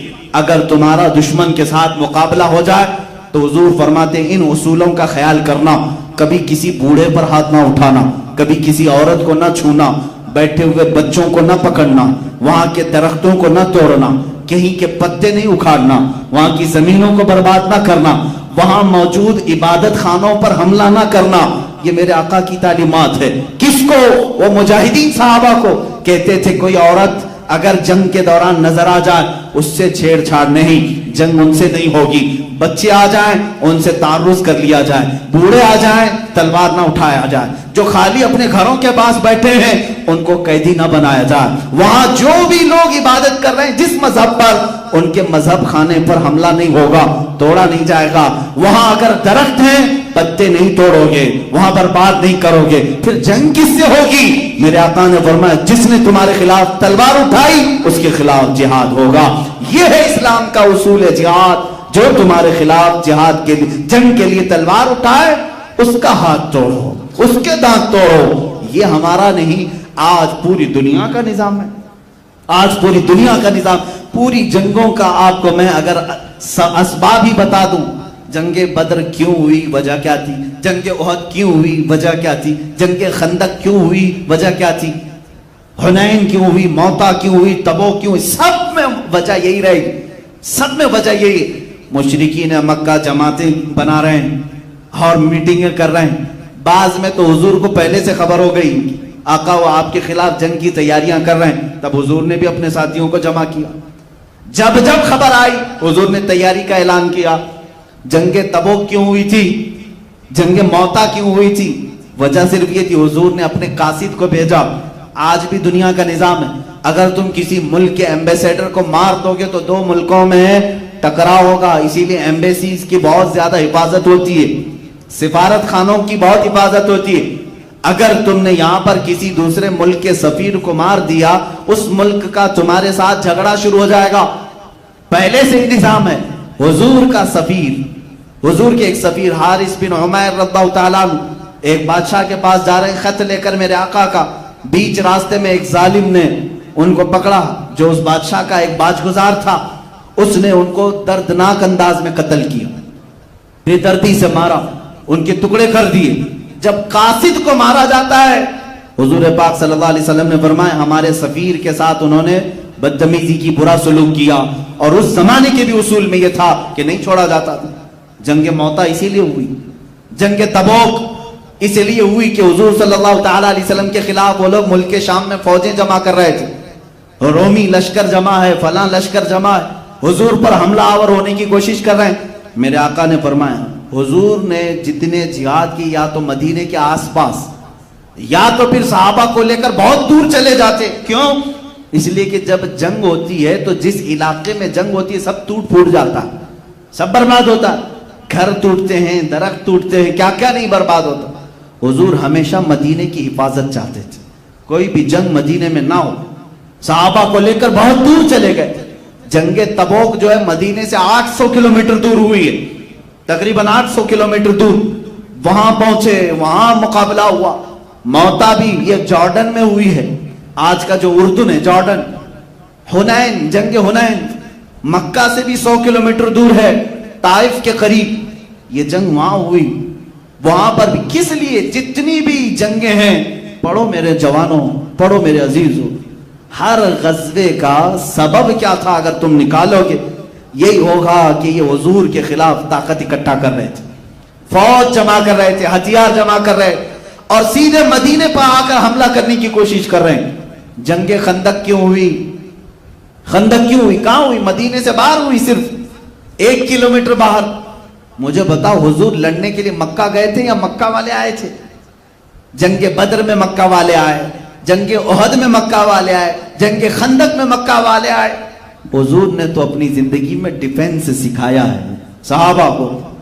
یہی اصول ہمارا ہونا چاہیے، کسی کو چھیڑو مت، اور اگر کوئی چھیڑے تو چھوڑو مت. یہی اسلام کا اصول.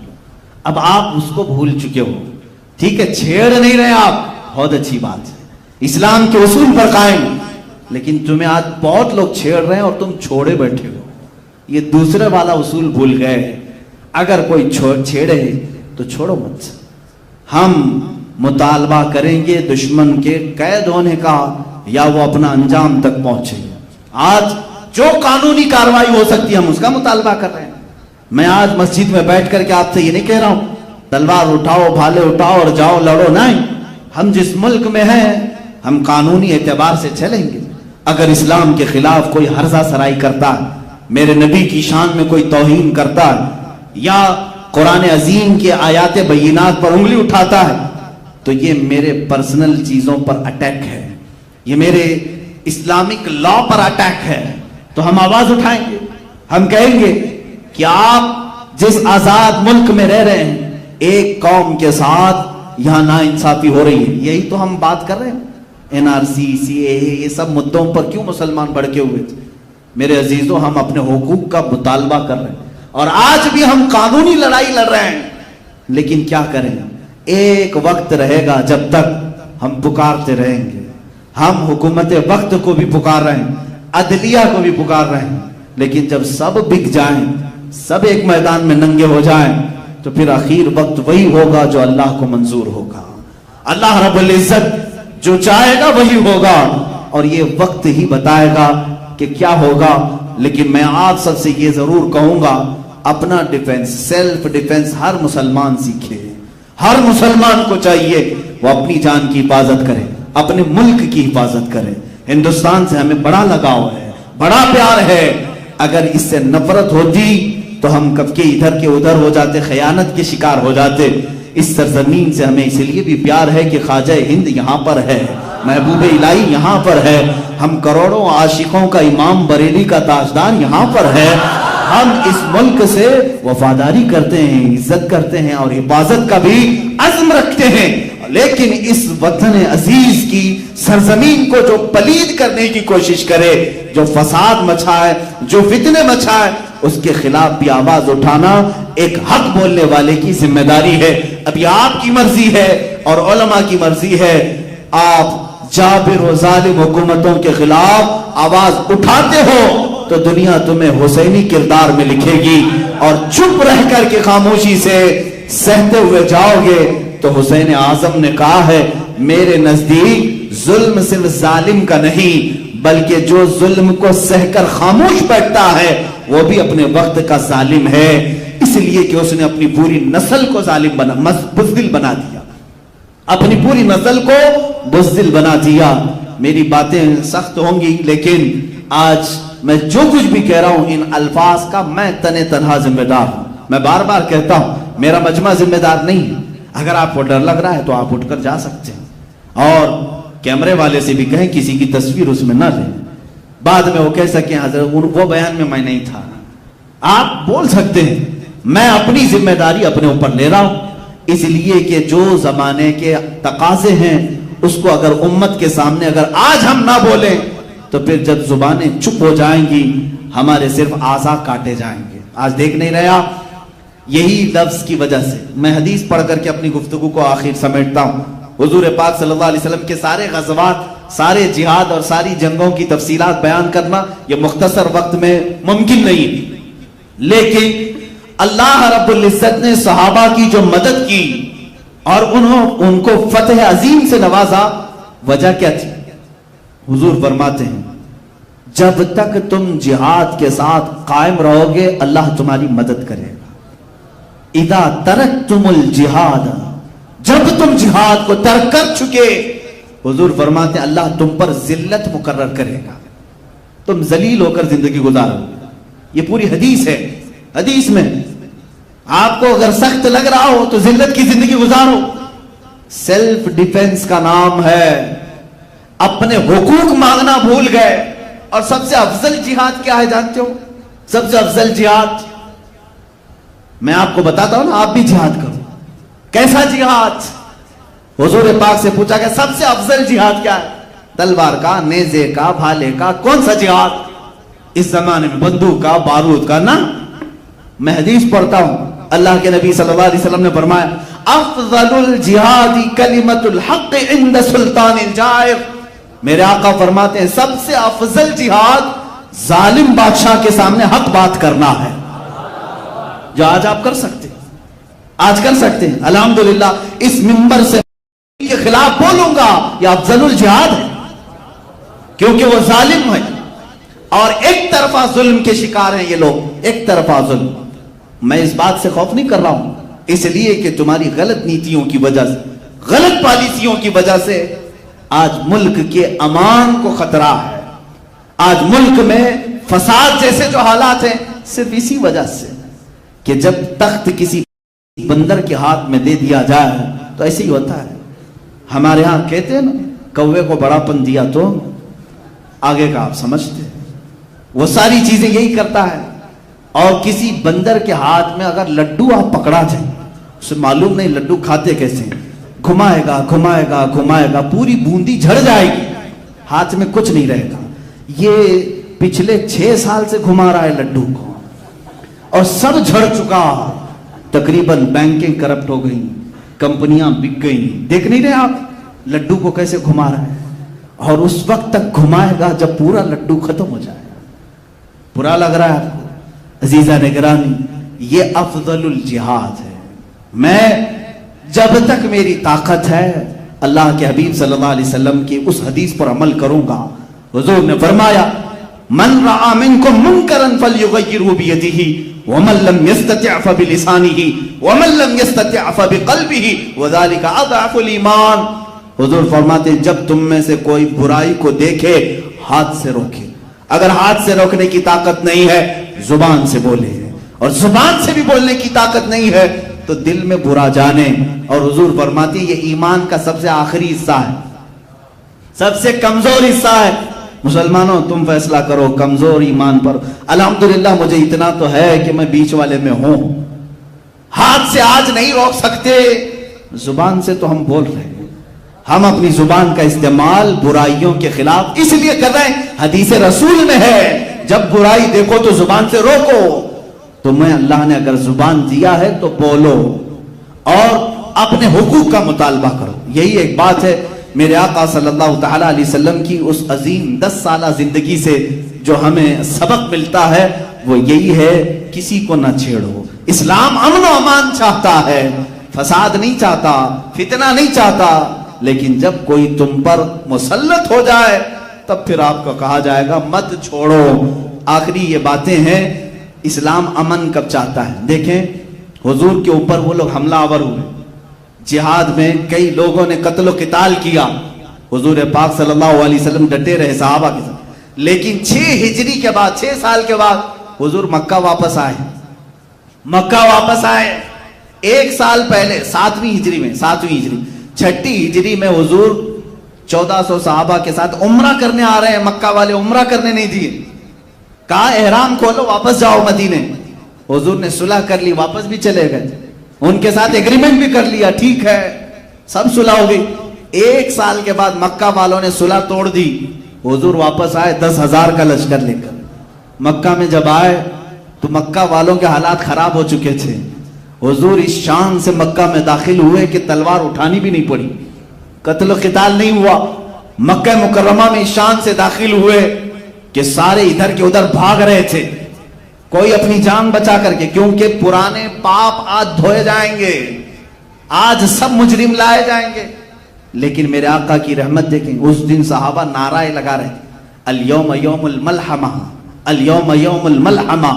صحابہ یہ کہہ رہے تھے آج تو گوشت کاٹنے کا دن ہے، گوشت کاٹنے کا دن ہے، ٹکڑے ٹکڑے ہوں گے آج.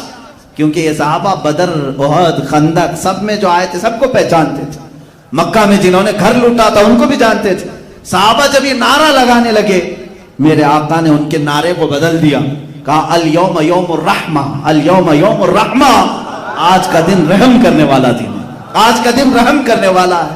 یہ ہے اسلام امن کی بات کرتا ہے. اس امن کی تلوار تم نے اٹھایا حضور کے خلاف، صحابہ کو تم نے مارا، لیکن وہ رسول جب غالب آ گئے اس شہر میں چاہیے تو تھا کہ چن چن کے بدلہ لیا جاتا. لیکن حضور اعلان کیا کر رہے ہیں؟ 7 سال تک جو حضور کی ہر جنگ میں مقابل میں آئے ابو سفیان ہر جنگ میں حضور کے خلاف، لیکن اس دن حضور اعلان کر رہے ہیں ابو سفیان کو بھی امان ہے اور جو ابو سفیان کے گھر میں جا کر پناہ لے اسے بھی امان ہے.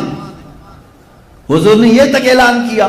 جب ابو سفیان نے یہ دیکھا میری عزت اتنی بڑی، 7 سال تک ہر جنگ میں ان کے خلاف تھا، آج معاف بھی کیا اور جو میرے گھر آئے اسے بھی معاف کر رہے ہیں، سیدھے دربار رسول میں حاضر ہو کر کلمہ طیبہ پڑھا، حضور کی غلامی میں داخل ہوئے.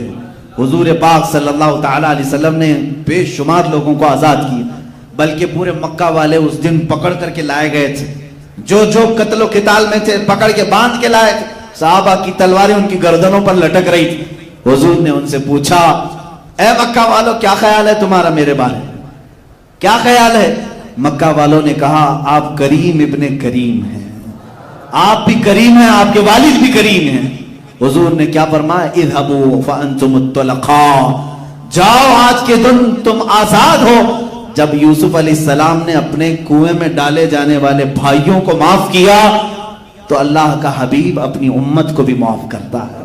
حضور نے اپنے غلاموں کو معاف کیا، اس میں اکثر و بیشتر اسلام میں آئے. اب اس کے بعد امن کب قائم ہوتا ہے؟ ایسے قائم ہوتا ہے. حضور پاک صلی اللہ علیہ وسلم نے مکہ جب فتح ہوا پہلی اذان کے لیے خانہ کعبہ کی چھت پر بلال حبشی کو چڑھنے کا حکم دیا. یہ وہی غلام ہیں جن کو مکہ کی گلیوں میں رسی ڈال کر کھینچا جاتا تھا، ان کے جسم پر سل رکھی جاتی تھی. آج وہ بلال آئے ہیں، ارے سیدھے مکہ کی کسی گلی میں نہیں، اللہ کے گھر خانہ کعبہ کی چھت پر. جب انہیں حکم ہوا تو انہوں نے نہ ادھر دیکھا نہ ادھر دیکھا، اذان تو دیتے تھے، رسی پکڑ کر تیزی سے چڑھنے لگ گئے. حضور نے فرمایا بلال آج اذان وہاں سے دی جائے گی، یہ فتح کا اعلان تھا، وہاں سے اذان دو. حضرت بلال حبشی کعبے کی چھت پر کھڑے ہو کر کے اذان کے لیے آواز پکارنے لگے. اب انہیں ہوش آیا، اب انہیں خیال آیا، کہا میں شوق میں تو چھڑ گیا. حضور سے پوچھتے ہیں آقا جب تک میں اذان نیچے کھڑے ہو کر دیتا تھا میرا منہ تو کعبے کی طرف ہوتا تھا، اذان دینے کے وقت میں منہ کعبے کی طرف کرتا تھا، ہاتھ تو کعبہ میرے نیچے ہے، میں کعبے کے اوپر ہوں، منہ کس طرف کروں؟ میرے آقا نے فرمایا بلال مجھے دیکھ کر اذان دو، میری طرف دیکھو اور اذان دو۔ یہی تو ہمارے امام اہل سنت نے فرمایا ہے، حاجیو آؤ شہنشاہ کا روزہ دیکھو، کعبہ تو دیکھ چکے، کعبے کا کعبہ تھے۔ بلال حبشی نے اذان دی، جانتے ہو یہاں ابو بکر صدیق بھی تھے، عمر فاروق بھی تھے، عثمان و علی رضوان اللہ علیہ مجمعین بھی تھے، انہیں کیوں نہیں کعبے کی چھت پر چڑھایا گیا؟ بلکہ فتح مکہ کے دن ایک عظیم میسج دیا گیا ہے، ایک عظیم میسج پوری کائنات کو، اے لوگو تم جسے مارتے تھے، تم جسے غلام سمجھتے تھے، اسے کالا کہتے تھے، حبشی کہتے تھے، اسے چوڑے ہونٹ والا، بڑی ناک والا کہتے تھے، یاد رکھو جو محمد کی غلامی میں آ جائے کعبہ بھی اس کے تلووں کے نیچے آ جائے۔ یہ پوری کائنات کے لیے عظیم میسج ہے۔ اسی کو اقبال نے کہا ہے، اٹھو قوت عشق سے ہر پست کو بالا کر دو، جہر میں نام محمد سے اجالا کر دو، کی محمد سے وفا تو نے تو ہم تیرے ہیں، یہ جہاں چیز ہے کیا لوح و قلم تیرے ہیں۔ وآخر دعوانا الحمدللہ رب العالمین۔